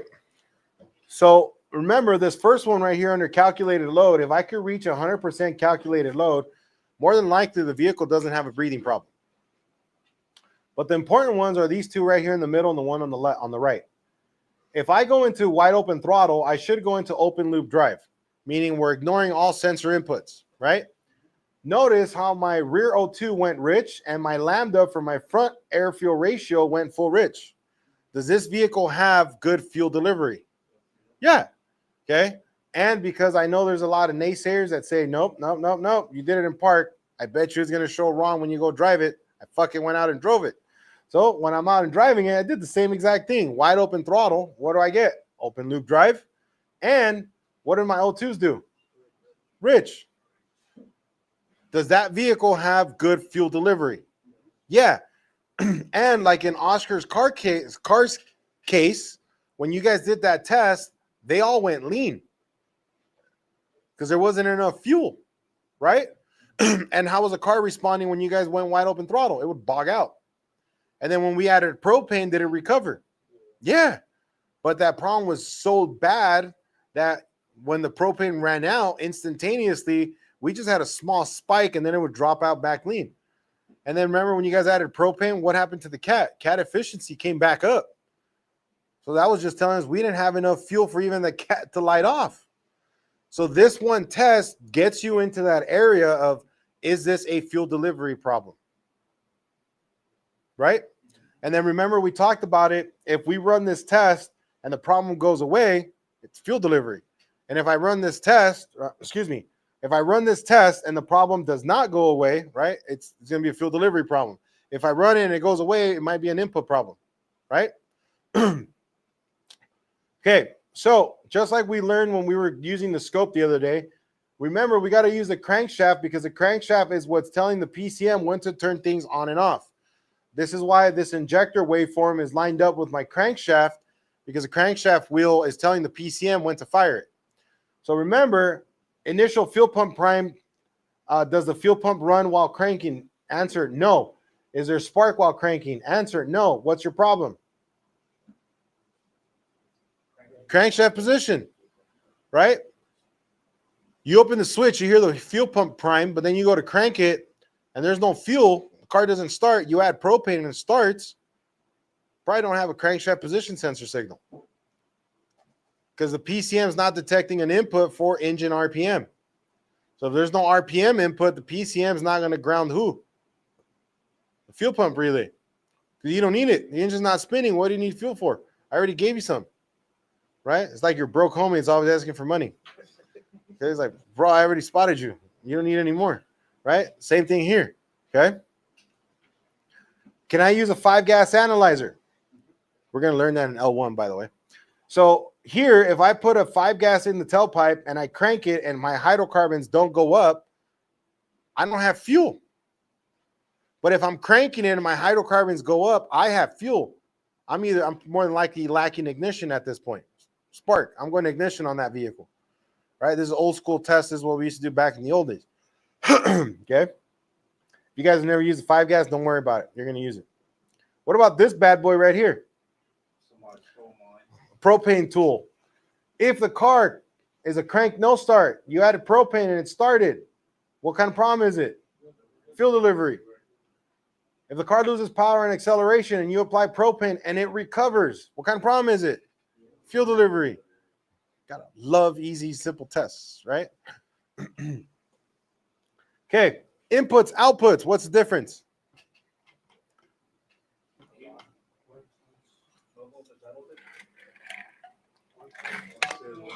One sends signal, the other one receives. One gives you information and the other one tells something what to do, right? Okay. Mass airflow tells the computer how much load. PCM then adapts for ignition and fuel, right? So the PCM needs an input to then carry out an output command.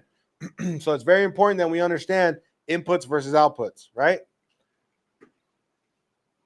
Remember, garbage in equals garbage out. So if I got a bad sensor input, am I ever going to have a good operating engine? No. Okay. That's key. And again, what ends up happening is most techs replace outputs. Ignore the inputs. Not all inputs give codes, right? So that's why we got to think of it that way. Inputs versus outputs, okay? You guys remember load and speed? What happens if I have a bad input sensor that puts me in the wrong load and speed cell? Is the vehicle going to run wrong? Yeah, okay. What if I have a throttle position sensor that's out of spec, but it's not bad enough to set a light yet? Can that affect shift points? Yeah. You know what I mean? Cars, people put transmissions in and all it needs is $15 TPS. Yeah. Okay. And the worst part about it, you don't get a check engine light for a bad TPS because the PCM doesn't know the difference if you let go of the throttle or if you have a glitch. It just sees voltage change. Crazy, right? So when we're looking at a crankshaft position sensor, what happens when the computer thinks that a tooth got larger, like we see right here on the right? It's a misfire, right? The teeth can't get bigger or smaller. They got a misfire. The cylinder slowed down. Why? Because we didn't have an ignition event. So that's how the PCM is able to determine that there was a misfire. It doesn't know if it was ignition or fuel, but it knows there was a misfire, okay? Now, 3 priority sensors. This is what you guys need to remember for the ASC. What are your priority sensors? Engine load, engine speed, and air-fuel mixture. What's your engine load? MAF. What's your engine speed? Crankshaft. Air-fuel, O2, or AFR. Okay? If any one of these 3 are out of whack, the car is going to run, for lack of a better term, like shit. Why? Because you got a bad input. If I got a bad input, how are my outputs going to run? Like shit. Okay? Map sensor. What's the map sensor's responsibility?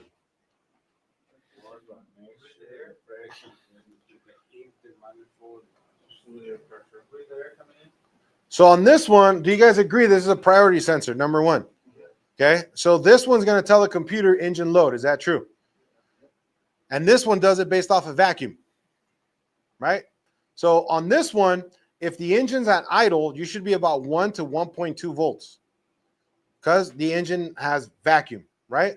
The moment I go high RPM or open throttle, do you guys agree that the pressure inside the intake manifold is going to be equal to atmospheric or outside pressure? So if it's equal, right, it equalizes, your map sensor is going to be about 4.5 volts. The PCM sees that as wide open throttle. What is it going to do to timing and fuel? It's going to advance timing and it's going to give you all the fuel it can. Why? Because it thinks that you want to go, right? Before it does that, what other input is it going to look at? Your throttle, right? Is there a possibility the vacuum hose could fall off of that map sensor reading that you're under load, but your throttle position sensor is closed, right? PCM is going to say, wait, this doesn't make sense. So then you might get a correlation or a performance code at that time. Because the PCM's like, wait, throttle's closed. How the hell is the engine wide open throttle? Doesn't make any sense. Okay. This is where you analyzing that input is going to help you determine what's going on with the car, right? Okay. What about mass airflow? Is that a priority sensor? This one reads incoming air, right? So most analog mass airflows run a small amount of current through the sensor that's right here inside, through the thermistor. Depending on how much airflow goes over the thermistor, it cools it down. The computer then has to add more current to warm it back up. It's typically around 212 degrees Fahrenheit. So for the PCM to do that, that's how it determines how much incoming air is coming into that engine. You guys remember the 1-to-1 rule? For every 1 liter of engine, it's 1 gram per second at idle, right? So if you guys are analyzing live data for the ASC test and you got a car that's roughly a 3.0, you should expect to see about 3 to 3.5 grams per second at idle. Is that true? Okay. Because can you get 5 out of it? Unless that thing has a turbo. But other than that, no. Right? So if it's a naturally aspirated engine and it's 5 grams per second, but it's a 3-liter engine, you got a problem. And it's not an output problem. You got an input problem. Right? Okay. What about throttle position sensor? What is that? Is that an input? Is that a priority sensor? Yeah, because the throttle position sensor is the only way the computer knows that you want to go, right? So if the throttle input changes in voltage, that's how the PCM is going to know you're trying to take off, right? Like I told you guys before, try screaming at it. PCM is going to be like, I ain't going nowhere, right? Okay, so it needs an input, okay? Remember, throttle position is typically 0.5 volt to 0.9 volt at idle. Most of the time, that's for your primary or number 1 APP or TP sensor. Always make sure you guys double check with factory information, but for the ASC, run with that.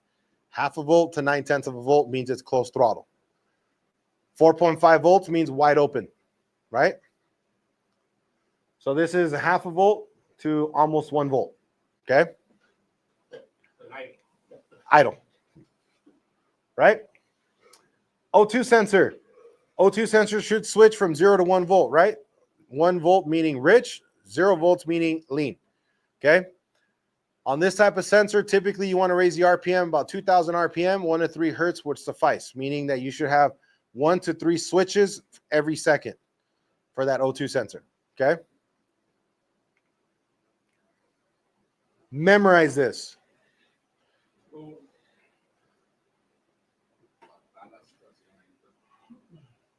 Because when you guys get any live data analysis on that test, you need to remember your Rolodex you have in your brain of what you should expect to see. Okay? So that's why I memorize it. It's pretty simple. Throttle position, 0.5 volt to 0.9 volt. MAF, 1-to-1 rule. MAP, 1.0 to 1.2 or 1.3. ECT, 180 or higher. Fuel trim, plus or minus 10%. If it's alpha, Nissan, 100 is 0. Above 100 is lean. Below it is rich. Okay. Lambda 1.0. We haven't touched on Lambda yet, but Lambda's 1.0. Above 1.0, it's lean. Below 1.0 is rich. Okay. O2 sensor above 450 millivolts. If it's bank 1 sensor 2 or bank 2 sensor 2, steady anywhere, either above or below 450. Yeah. So bank 1 or bank 2, sensor 2, that's after cat, needs to be steady. Okay? If the back one's switching, you need a cat, right? Or a fuel problem, right? Questions on this one? Okay. The mass airflow, you say, what is in the mass airflow? 1-to-1. So for every 1 liter of engine, 1 gram per second at idle. Okay, now, this is an old school strategy, but don't go out there unplugging everything you fucking come across, okay? This works sometimes it doesn't, so be careful with it as well. If the car has a backup strategy, this means I can go unplug a mass airflow, for example. The car might die, but if I go crank it back up, it'll start and run. And if it starts and it runs better with the sensor unplugged, what's the problem? You got an input, bad input. Now you got to test that input. Okay. It doesn't always work. There's some manufacturers, you don't plug the mass airflow and PCM's like, I ain't going to start. I don't know how much to give you. I'm not going to turn it on. Okay. But some will, some won't. Okay. The reason why I tell you don't go and plug everything you run into, because sometimes you'll work on a car and it's like, damn, this shit has a bunch of codes. Well, the previous tech was unplugging everything. Okay. So you set other codes, right? So that's why you want to be careful with that. Okay. All right. When it comes to actuators, isn't it true that actuators carry out commands? Yeah. So if the PCM wants to make the engine rev higher, is it going to add more fuel and open the throttle? Yes, because those are all actuators, right? You guys remember these? 85, 86, control side of the relay. 30, power in. 87, power out, right? You have to memorize them by memory. 85, 86, that turns the relay on. 30, power in. 87, out.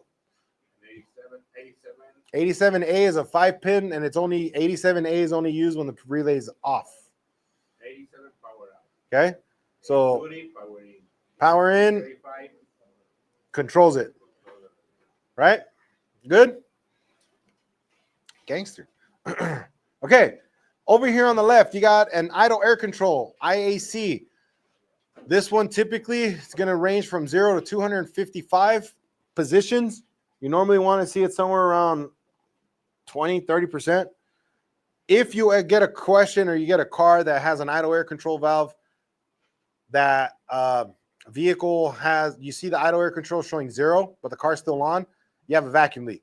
Idle air control valve is fully closed. There's no way the car could still be on. Okay.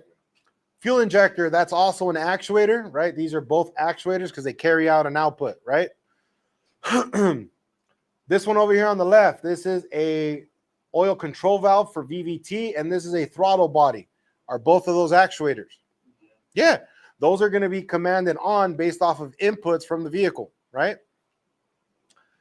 Exhaust gas recirculation, EGR, and a transmission shift solenoid. Are both of those actuators? Yes, they're only going to be commanded by the PCM based off of inputs, right?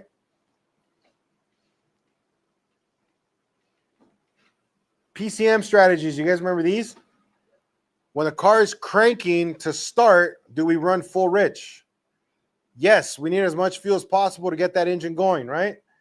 Clear flood mode, if I hold the throttle open, about typically around 80% of manufacturers will cut fuel, right? Acceleration enrichment, do you guys agree that when I go wide open throttle, I go into open loop drive and give the vehicle as much fuel as possible? Yeah. So you know that test I taught you? That's it right there, acceleration enrichment. That's the strategy name for it, okay?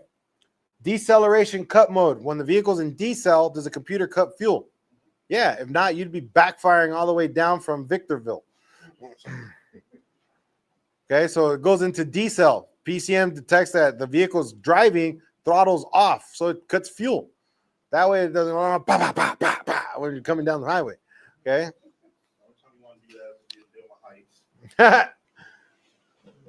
Open loop, closed loop. You guys remember these?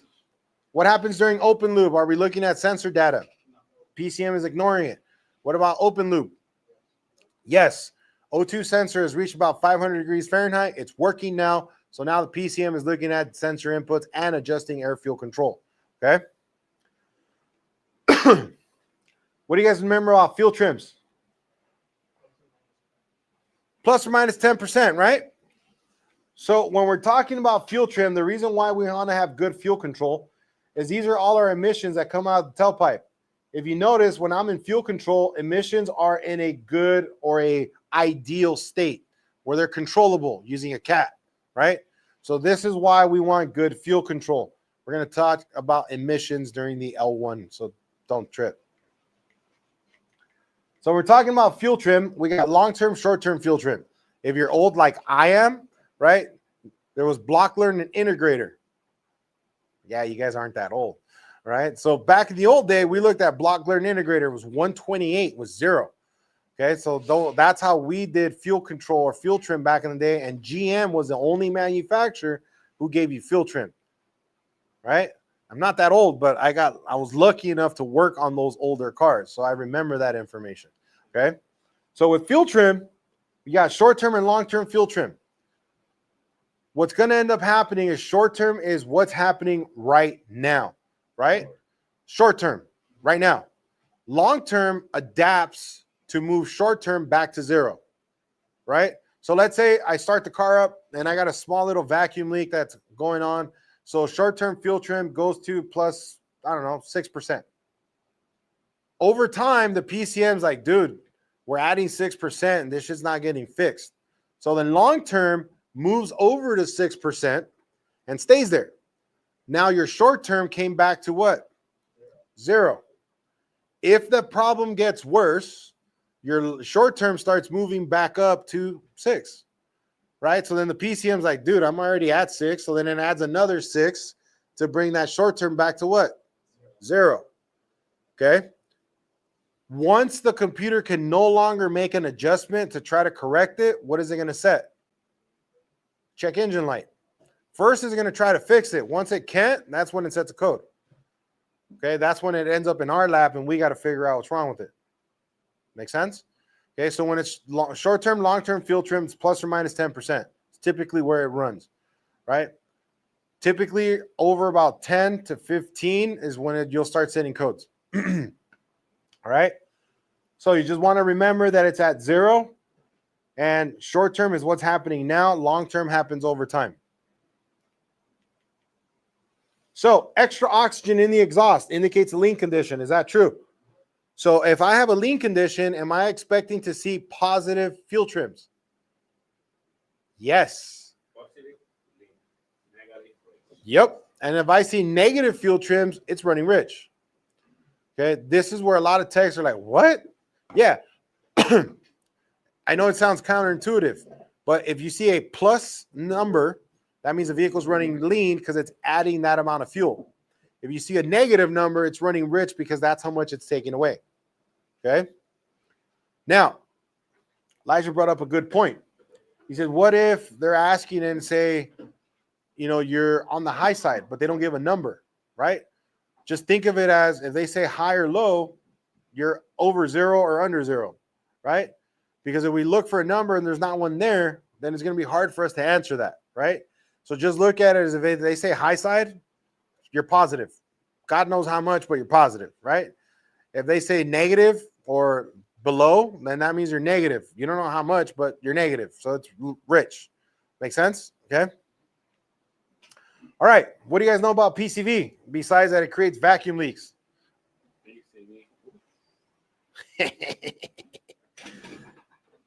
Oscar's laughing because it also creates random misfires, lean conditions, and lack of power. Okay. PCV valves are that one thing that can really kick your ass if you don't know how to look for it. Okay.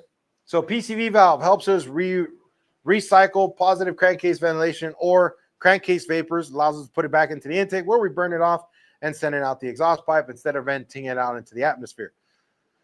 The next emission component, this is non-enhanced EVAP. Do you guys know the difference between non-enhanced and enhanced? Which you guys should because we talked about it. Non-enhanced doesn't check for leaks, right? Okay, it only checks for flow. So in a non-enhanced system, and there's no leak check. So you won't get a small leak, large leak, or anything like that. But you will get EVAP, no flow, or insufficient flow. But that's for all vehicles? Older cars. It's for 95. No, you'll see this like 99, 98. Yeah, this was already around. So this one right here, remember how we were talking about how the O2 does a lot for you? How does this system know that it actually flowed? Who does the computer look at? O2. If this system actually worked, isn't the O2 going to detect a rich condition? Yeah, so the PCM sees a rich condition right after it purged it, right? What does it know? That it worked. Okay? This one right here, this is enhanced. What is this difference now? This one checks for leaks, right? So this one has a purge valve, a vent solenoid, and a fuel tank pressure sensor. So if we want to check it for leaks, we're going to close the vent solenoid. We're going to open the purge, fill the whole fuel tank with vacuum, and watch the fuel tank pressure sensor. If it starts losing pressure or losing vacuum, then it knows it has a leak. Depending on how long it takes for a certain amount of loss, that's how it knows how big that leak is, right? Okay. On this one, when it flows, how does the computer know? O2 sensor. You guys were overthinking it already, right? PCM is going to see a rich condition when this thing purges, right? Same thing, okay? EGR, how does an EGR work? Do we take exhaust gases that are inert, put them back into the combustion chamber, help us cool it down? Because now we have less nitrogen coming in, so that helps us reduce NOx, right? How does a computer know that an EGR worked? The O2 sensor, right? If the EGR functioned, didn't the O2 sensor go lean? Yeah, so the PCM's like, cool, the EGR worked. Okay. Air injection. How does the computer know that the air injection system worked? O2 sensor. When the air pump turns on, does the O2 sensor go lean? Yeah. And it needs to go lean in under 100 milliseconds. If it doesn't, what is the computer going to set? Air injection airflow code. What is it going to get? A pump. First thing the shop's going to sell them. It could also be a bad O2. A lazy O2 could definitely cause that problem. But they don't know how the system works, so they're going to sell them a pump. Could it possibly be the valve too? Yeah. But they always start with the pump. Don't know when. Stuck closed or something, right? Yeah, the valve could get stuck closed, or it could be the reed could be damaged. Yeah. So there's a lot of different issues that can happen. So when you get a quote for the air pump, Uh-huh. you gotta check the O2 first to see if Yeah. if it's working fine. Yep. And if it's working fine, or So if the O2 is working fine, then now you got to check plumbing and the pump. Yep. Some of the older Chevys, because they were located under the battery, they get water in them and all kinds of stuff. So you got to be careful. Okay. All right. OBD2. What do you guys remember about OBD2? Besides, it started in 1996. All right, remember, OBD2 still uses OBD1, so we still check for open circuits, shorted circuits, and grounded circuits, but now we check for performance codes as well, right? You guys remember the 16 pins of the DLC? It was, I tried. All right, just remember, you need 4 and 5 grounds, and pin 16 is unswitched battery power. Those are the two most important ones, and then 6 and 14, which is CAN. Outside of that, everything else you can look up whenever you need it, if you need it, because you guys probably will not be working on cars old enough to know those pins. Okay. All right, wonderful. What are the 10 modes of OBD2? You guys remember those?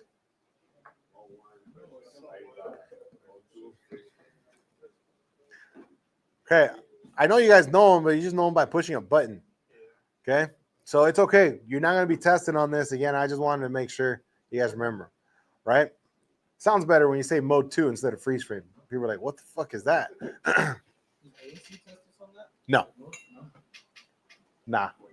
That would be a disadvantage because not everybody knows them. you say mode, go to the mode 2, go to the mode 4.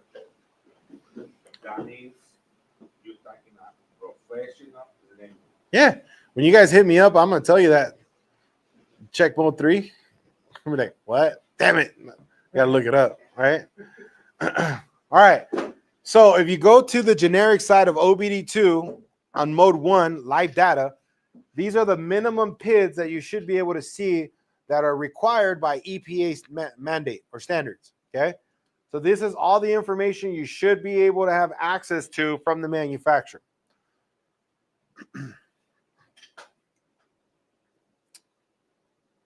Right? And remember, the reason why you want to start with generic is because generic, they can't substitute values, right?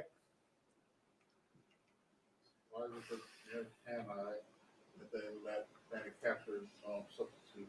The manufacturer side is owned by the manufacturers. The generic side is owned by the federal government. Yeah. Freeze frame. Mode 2, freeze frame. What does this help you with? Repair verification. And what else? When the problem happened, what was going on when the problem occurred, right? So can this help you and guide you into how to run the vehicle to get the problem to reoccur? Yeah, And then after you're done fixing it, can you rerun it based off of that information to see if the problem reoccurs? Yeah. Okay. This is why you don't clear the check engine light the moment you pull the codes. So I want you guys to look at this and tell me, was this vehicle at idle? How do you know that? Okay. What if you didn't have the RPM? Could you still tell that it was at idle? How? Throttle's at 17%. Okay. There's no way you're going to be going 75 miles an hour at 50% throttle. Plus, was the engine on? Yeah. How do you know that? You got 13.2 volts. Battery can only give you what? 12.6. Anything above 12.6 is coming from who? Alternator. Okay, so why am I telling you this? Because when you have to analyze data on your ASC test, you need to know what condition was this vehicle under. Idle, load, decel, and you can see that by looking at specific data PIDs. Make sense? Okay. What is mode 3? When you pull codes, if you have anything in mode 3, do you have a check engine light? More than likely. You guys remember this? If I got a low circuit code, what does that mean? And if I have a high circuit code, it's open. Okay? Good shit. Right? That's gangster right there. This, just knowing that makes you like that much better than all the other techs out in the field. Because it makes your job easier. Because at that point, you know. And it doesn't matter if it's a sensor or actuator. If it says circuit low, it's grounded. Simple. More than likely. Yeah. Part swapping in that case would actually fix it. Of course, you still charge for the diag. Okay, when you guys clear mode 4, this is all the stuff you're clearing. This is why we tell you don't clear the codes until you fix the car, right? What are you clearing? Freeze frame, readiness monitors, mode 6, mode 7, mode 121, mode 130, mode 131, mode 1 4D and 4E. All that is valuable information for you to diagnose and fix the car. So don't clear the light until the vehicle's ready after your repair, right? What if the previous mechanic that you said unplugged everything? That means you're going to have to go drive it. Delete it, then drive it. Yeah. Uh-huh. And then have a talk with them. If you're going to bring me cards, man, you can't be doing that shit. Okay, mode 6. What do you guys know about mode 6? Does it monitor the system at least once per drive cycle? Okay. And does a dollar sign mean money? For you guys, yeah, because you know how to use it. So mode 6, anything pre-2008 is going to have TIDs and SIDs, right? Test ID and component ID. Remember, anything pre-2008, information is manufacturer specific. So unfortunately, whoever you're looking at, they might be using a different TID than somebody else. Okay, so you have to look them up. Like right here, we're looking at Ford, test ID 10, component ID 11 is bank 1 switch ratio. So right here, it's measuring the switch rate of the O2 sensor, right? Can you use that to diagnose a car?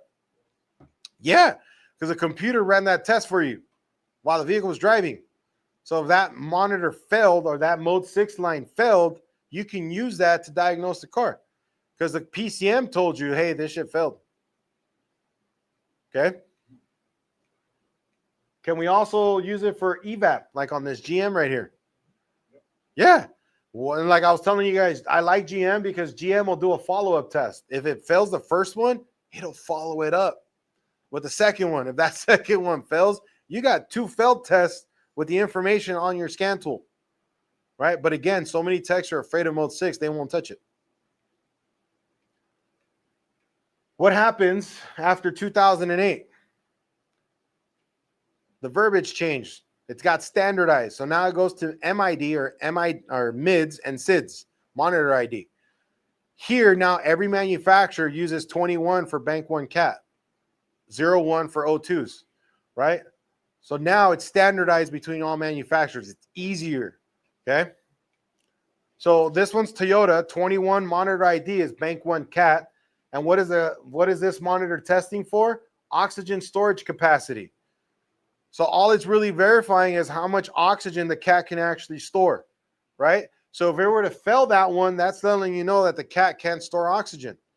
The cat's probably defective, or the cat doesn't have enough fuel for it to light off.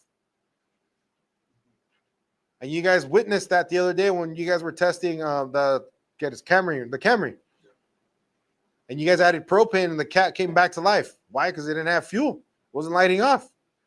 So all that oxygen was just going downstream, going right through it. Okay? So again, mode 6 can give you that info. It's your job to analyze it. All right? Can we also see if, like here with mode 6, we can see that when this O2 sensor was tested, the vehicle was lean, because it was 2.5 milliamps. So that means that it was moving oxygen from one cell inside the air-fuel ratio sensor to the other in a positive. That's why it's positive there, meaning that the vehicle is running lean. Okay? It's gangster, because you're able to see that while the vehicle tested itself. You can review that information with your scan tool. All right? What is mode 7? Pending DTCs. That means that the system failed one test. Code is pending. If it retests itself and fails, it comes back. Okay, now if it is negative, the 2.58 is negative. It's rich. That means it's rich. Uh-huh. Yep. Is that short-term or long-term future, or what is that? Nope. This is the computer testing the O2 sensor. Oh, so that's the voltage of the sensor? Uh-huh. Okay. Yep. So when the computer ran the self-test on the O2 sensor, it detected a lean condition. You would want 0. 0 would mean that it's at stoichiometric, but right here, it's just referring that this vehicle is lean. And then on this particular car, we had a really bad lean condition on it. I actually did a video on this car. It turned out to be a bad mass airflow. Yeah. I use a 5-gas analyzer to diagnose that one. Right? Okay, what's mode 8? Can you go back to the 7? Mode 7's pending codes, right? After you guys do a road test on a car, you always come back and check mode 6 and pending codes. Because if you got a pending code, don't give it back to the customer. Check engine light's going to come back on, right? And then they're going to show up pissed. Bidirectional, that means that you can turn stuff on and off, right? If you're using bidirectional on a car, by minimal standards and global, you should be able to close the vent solenoid. Minimum, right? But when you go to the manufacturer side, you got access to a lot more stuff, okay? All right. We talked about VVT and VVL, or BBL, right? I love CBL. Oh, shit. All right. Variable valve time and variable valve lift. Remember, we can adjust the time or duration, and then we can adjust how much lift or opening, right? Here's one thing I want you guys to remember, because you might get a data pit on this. In most cases, not all, in most cases, the intake cam will default full advance, okay? In most cases, the exhaust cam will default fully retarded, okay? That's, I don't want to do that, but yeah, right? Okay, so just in case, if you get a data pit and it tells you that the vehicle has variable valve timing, and you notice that your cam for the intake is fully advanced, that's normal, right? Because it's defaulting to that position, okay? Once we start running the vehicle at different loads, we're going to retard it to change the actual opening of that, or the timing of that valve, okay? You guys ready to do some practice questions? All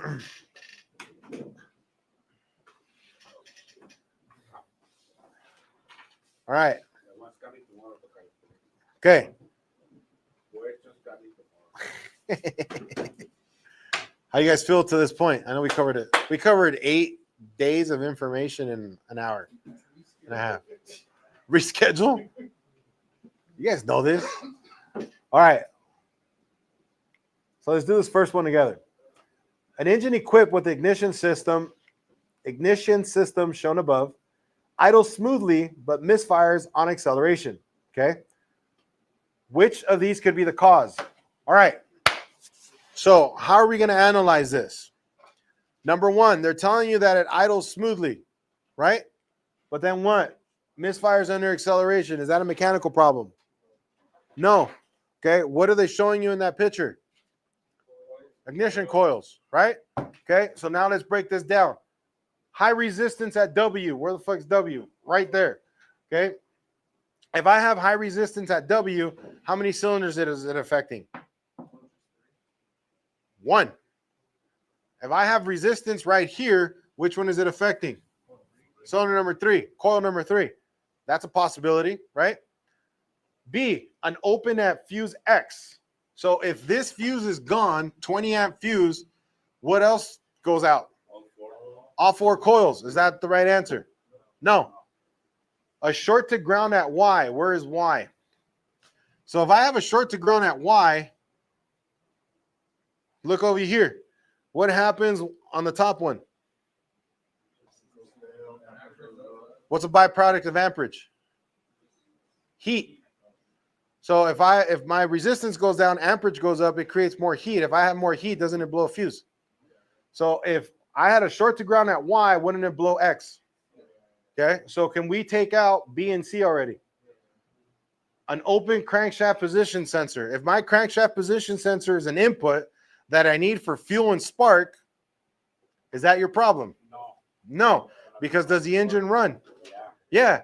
So did you eliminate 3 of them already? So what's your right answer?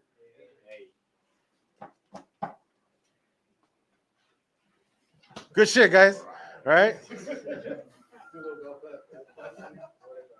And you guys did that in less than 2 minutes.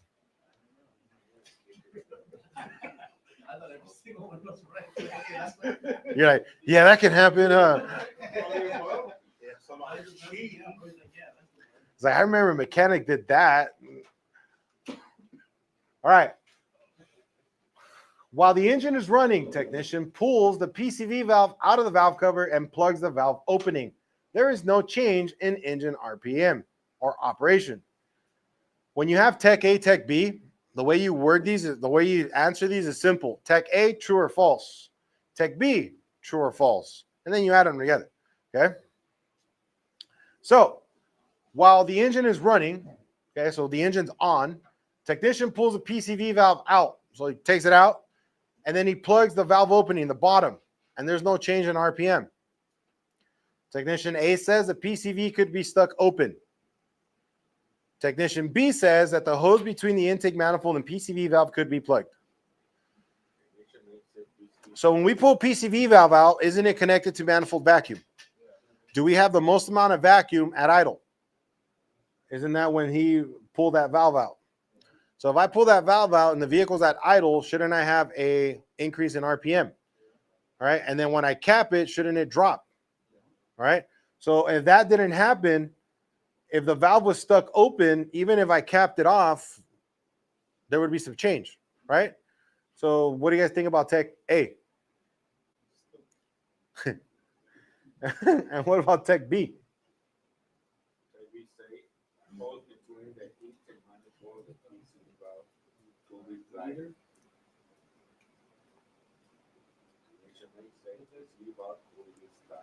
B only. The holes between the intake manifold could be plugged. We don't have one. Oh, shit. My bad.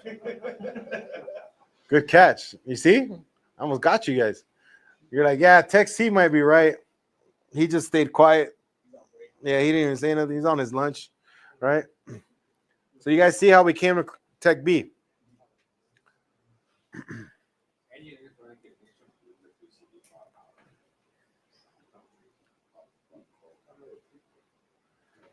So if your finger's underneath it, right, because he plugged it, pull the valve cover and plugs the valve opening. So he plugs it, nothing happens, right? Even if the valve's open, you're plugging it. So is it going to make a difference?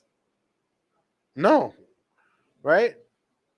Could the hose be plugged? Yeah, because when you unplugged it, it should have been an RPM change, at least 50 RPM. Okay.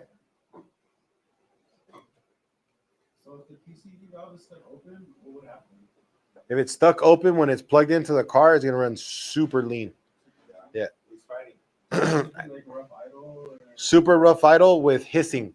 So the customer will come in like, my car's whistling.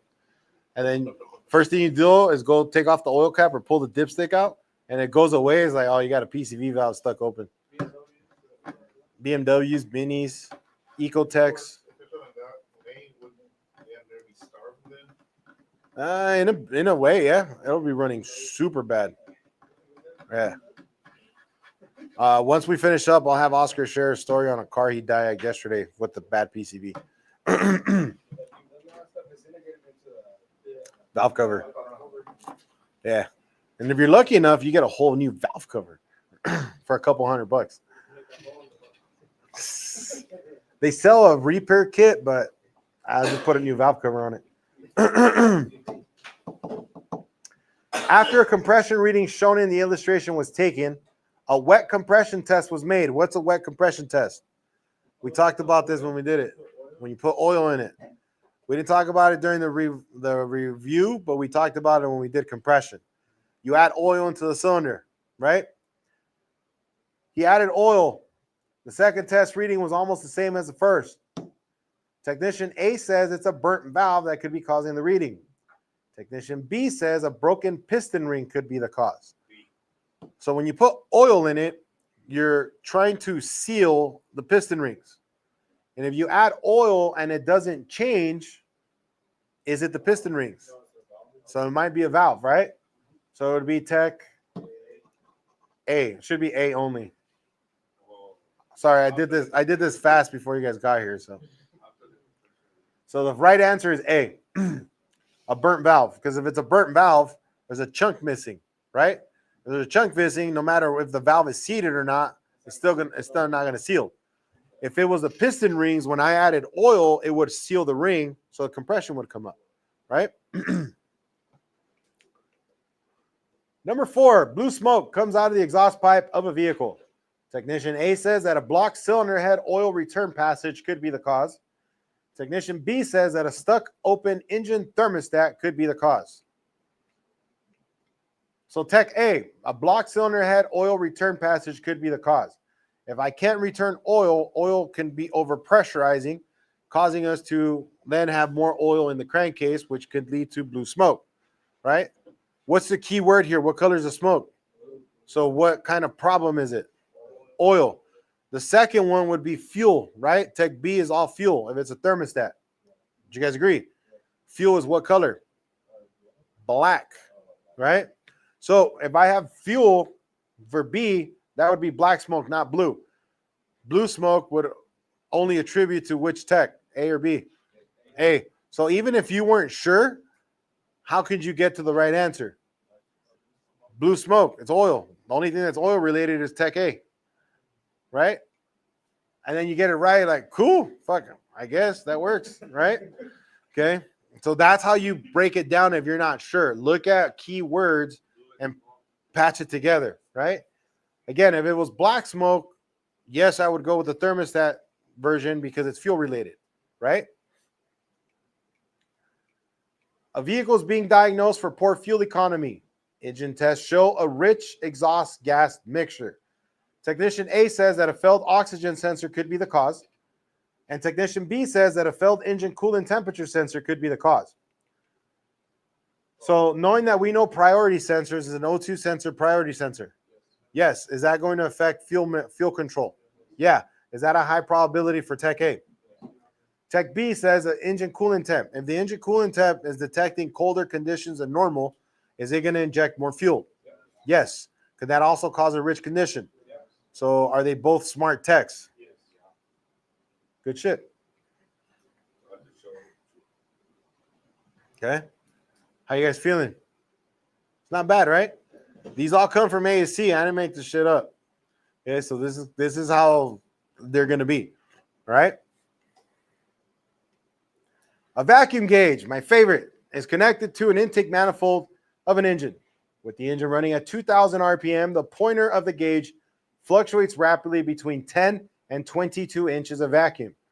Could that be a leaking intake manifold gasket, worn piston ring, worn valve guide, or a broken valve spring? See? So let's break this one down. Leaking intake manifold gasket. If I had a vacuum leak, I would have low consistent vacuum. So A is wrong. You guys agree? Okay. A worn piston rings. Is that going to affect vacuum? That's compression. No. Worn valve guides. If I got a worn valve guide, isn't it true that I'm going to have a vibration constant, right? So C is not right. And then D, broken valve spring is going to give me a large variation. High RPM. Okay, so the valve can't close all the way, so we're going to have a bouncy needle really, really bad. Okay, so key words here is you're at 2,000 RPM, and it's fluctuating between 10 and 22 inches. So that needle's doing this. It's sweeping, right? And that's leading because of a broken valve spring. Okay? Fucking voice is going away. Talking too much. What's that?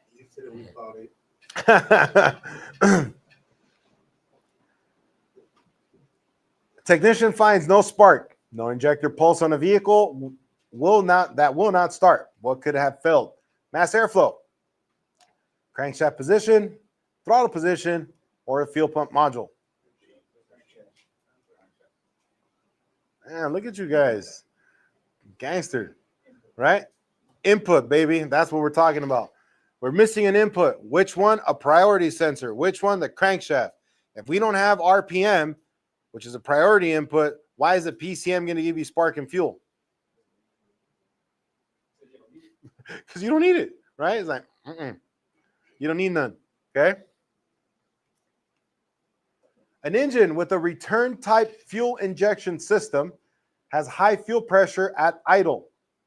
Key word here, return type. So we have a fuel pressure regulator, don't we? Okay.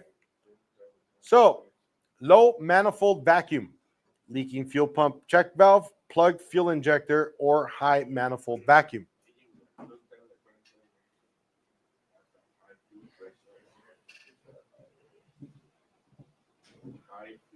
Keywords, idle. What's your vacuum at idle?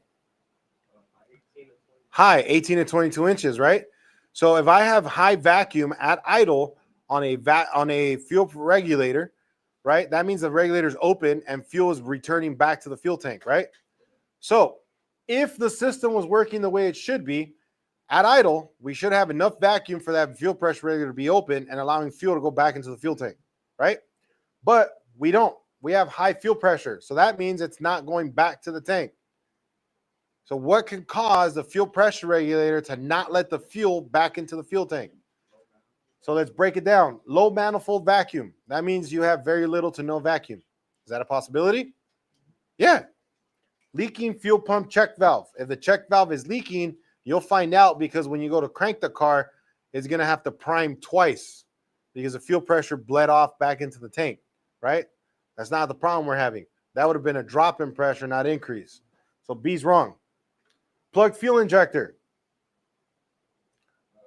No, that would have been one. That would have been a misfire situation, right? We're not talking about that. We're just talking about high fuel pressure. Okay. So that one's wrong. High manifold vacuum. Don't we have high manifold vacuum at idle? Yeah. So D's wrong too. So what's your best answer? A. Okay. Now some people might be like, well, fuck, C sounds about right. But what did I tell you guys? You go with the most correct answer, right? Why would somebody go for a fuel injector? Because they'd be like, well, if injector's plugged, then that's going to not fire, so fuel pressure is going to go up, right? But it's not going to be a consistent fuel pressure problem because it's only one injector, right? So it's going to be a minimal spike, and that's about it. If we're talking about a high fuel pressure at idle, we're not returning it back to the tank. It's staying in the rail. It's like if you took some vice grips and clinked the return line. Now you just rose the fucking pressure up 20 PSI. Okay? You see how we got there? Gangster. All right, next one. Which of these could cause a catalytic converter to overheat? A broken air pump drive belt, a A plugged canister purge vacuum hose, a stuck closed EGR, or a disconnected spark plug wire. Break them down. First one, if you don't have a belt on the air pump, is it working? No. For my smog text, isn't that disconnected? Yeah. Okay. Yeah. No. Disconnected. I'll get to you on that one, Brad. A plug canister purge vacuum hose. If it's plugged, is it purging anything? No. Is it making any change? No. That one's out of the question. If the EGR valve is closed, it's closed, right? What is it doing? Nothing. It's closed. Okay. So if you disconnect the spark plug wire, don't I induce a misfire? Isn't that going to overheat the cat? Yeah. So what's your best answer? D.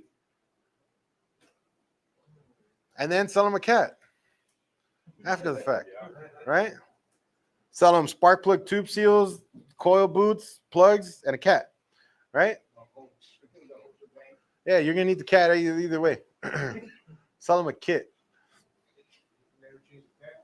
You ever changed your cat before? No, it's about time.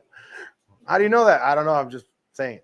All right. Any of these could cause, check this one out. Any of these could cause an exhaust gas recirculation, insufficient flow, keyword, except these always kick my ass because I read by them so quick and it's like, oh, hit the brakes, except, okay? So first one, an exhaust leak. Can that cause an insufficient flow detected? Maybe, right? Okay. A stuck open EGR valve. What's the code say? If it's stuck open, is it insufficient? No, it's just flowing all the time. Okay. Car's gonna run like shit too because it's idle, it's lean as shit, right? So what's the key word here? Is this a big accept possibility? Yeah. Okay. So let's keep B in our back pocket. C, restricted EGR port. If it's restricted, that would be an insufficient flow problem, right? But what keyword do you have? Accept. So that's wrong. Because that's true, right? If we had a restricted port, that is true. I'll have insufficient flow. But we don't want what's true. We want what's not true, right? An electronically open EGR solenoid. If the solenoid doesn't work, it doesn't work. So would that give me an insufficient flow? Yeah. So this one would be insufficient. That one would be insufficient. And D would be insufficient. The only one that wouldn't be would be who? B. If it was stuck open, the valve would be on all the time. Air fuel mixture would be super lean and the car would stumble and die.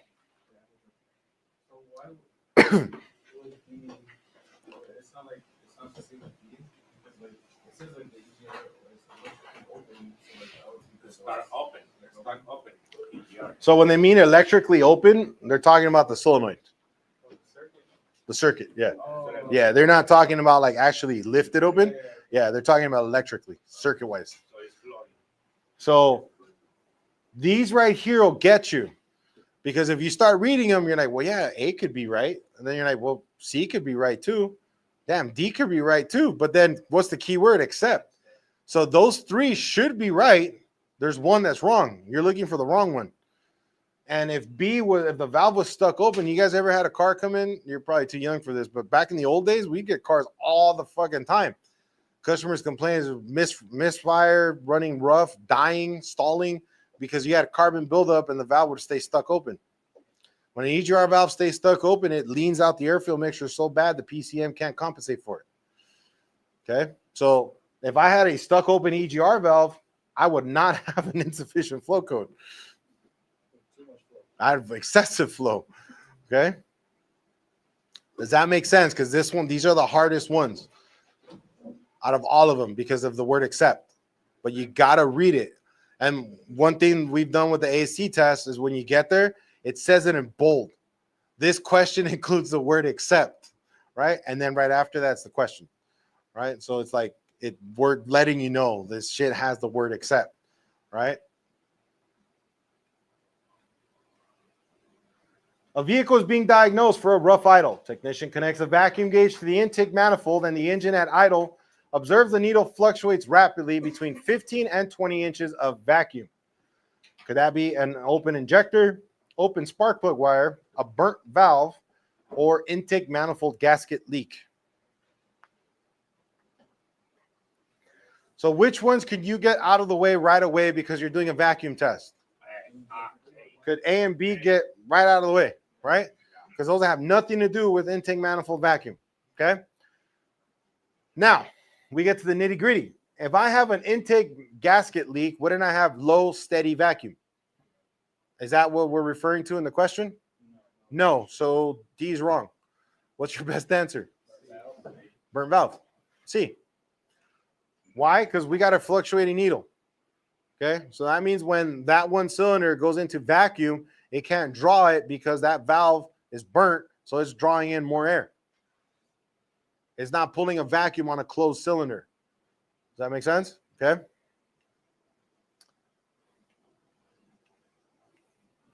Technician is measuring starter amperage draw. The reading observed on the meter is above spec. I was like, is the spec above? Sorry, I read it wrong. Technician A says low engine compression could be the cause. Technician B says that low resistance between the positive post and the cable could be the cause.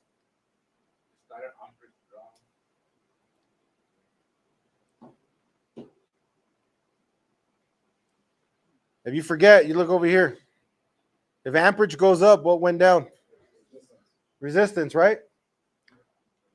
Technician is measuring starter amperage draw. The reading observed on the meter is above spec. So that means you're drawing more current, right? Technician A says that low compression could be the cause. You guys know about relative compression tests. Anytime we have compression, doesn't current go up? So if we have low compression, is that going to cause a higher compression, a higher amperage? No, right? Because the engine spins faster because there's nothing holding it back. So amperage goes down. So B is wrong. Technician B says low resistance between the positive battery post and cable clamp could be the cause.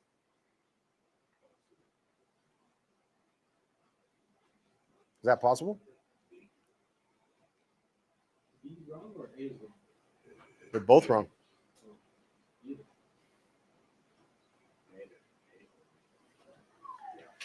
If the starter's drawing more current, it's more than likely going to be a mechanical issue, right? Or we have a resistance problem because it's working harder, right? So that's how we have to look at it. When we're talking about the battery post and cable, we don't want any resistance there. So of course there's going to be no resistance because if we have resistance between the post and the terminal, that's going to affect everything in the vehicle, right? So we don't want any there. So that's normal. It just sounds like it's not, but it's normal, right? Like when you guys do the voltage drop test on the battery post and terminal, you don't want to see any voltage drop because any voltage drop there indicates you have high resistance. Does that make sense? Okay. Excessive leakage is found while performing a cylinder leak down test. Air can be heard escaping through the oil fill opening. What could be the cause? So start thinking before you even get to the answers. You're doing a leak down test. You hear air coming in through the crankcase. Where's your problem at? Rings. Everybody thinking rings? Okay, like onion rings, rings? Just think rings. I don't care what kind of ring. Just think rings. Okay? No winning rings. Yeah, please don't. Worn valve guides. Worn piston rings. Cracked intake manifold or cracked intake valve? Piston rings. Okay? Read the question. Start picturing what your possible answers are. If you come up with an answer that's not on there, okay, reanalyze it, right? Because it's not going to magically just reappear. Or you can't put E in your own answer. You only got 4 options. If your answer is not one of those 4, reanalyze it, okay? But you always read that question before you and start thinking of possible answers, right? Questions, comments, concerns? How do you reschedule? You can't. When's your test? Oh, yeah, you can't. You're screwed. Good luck, guys, tomorrow, okay? Good luck, good luck. I'm gonna take it tomorrow.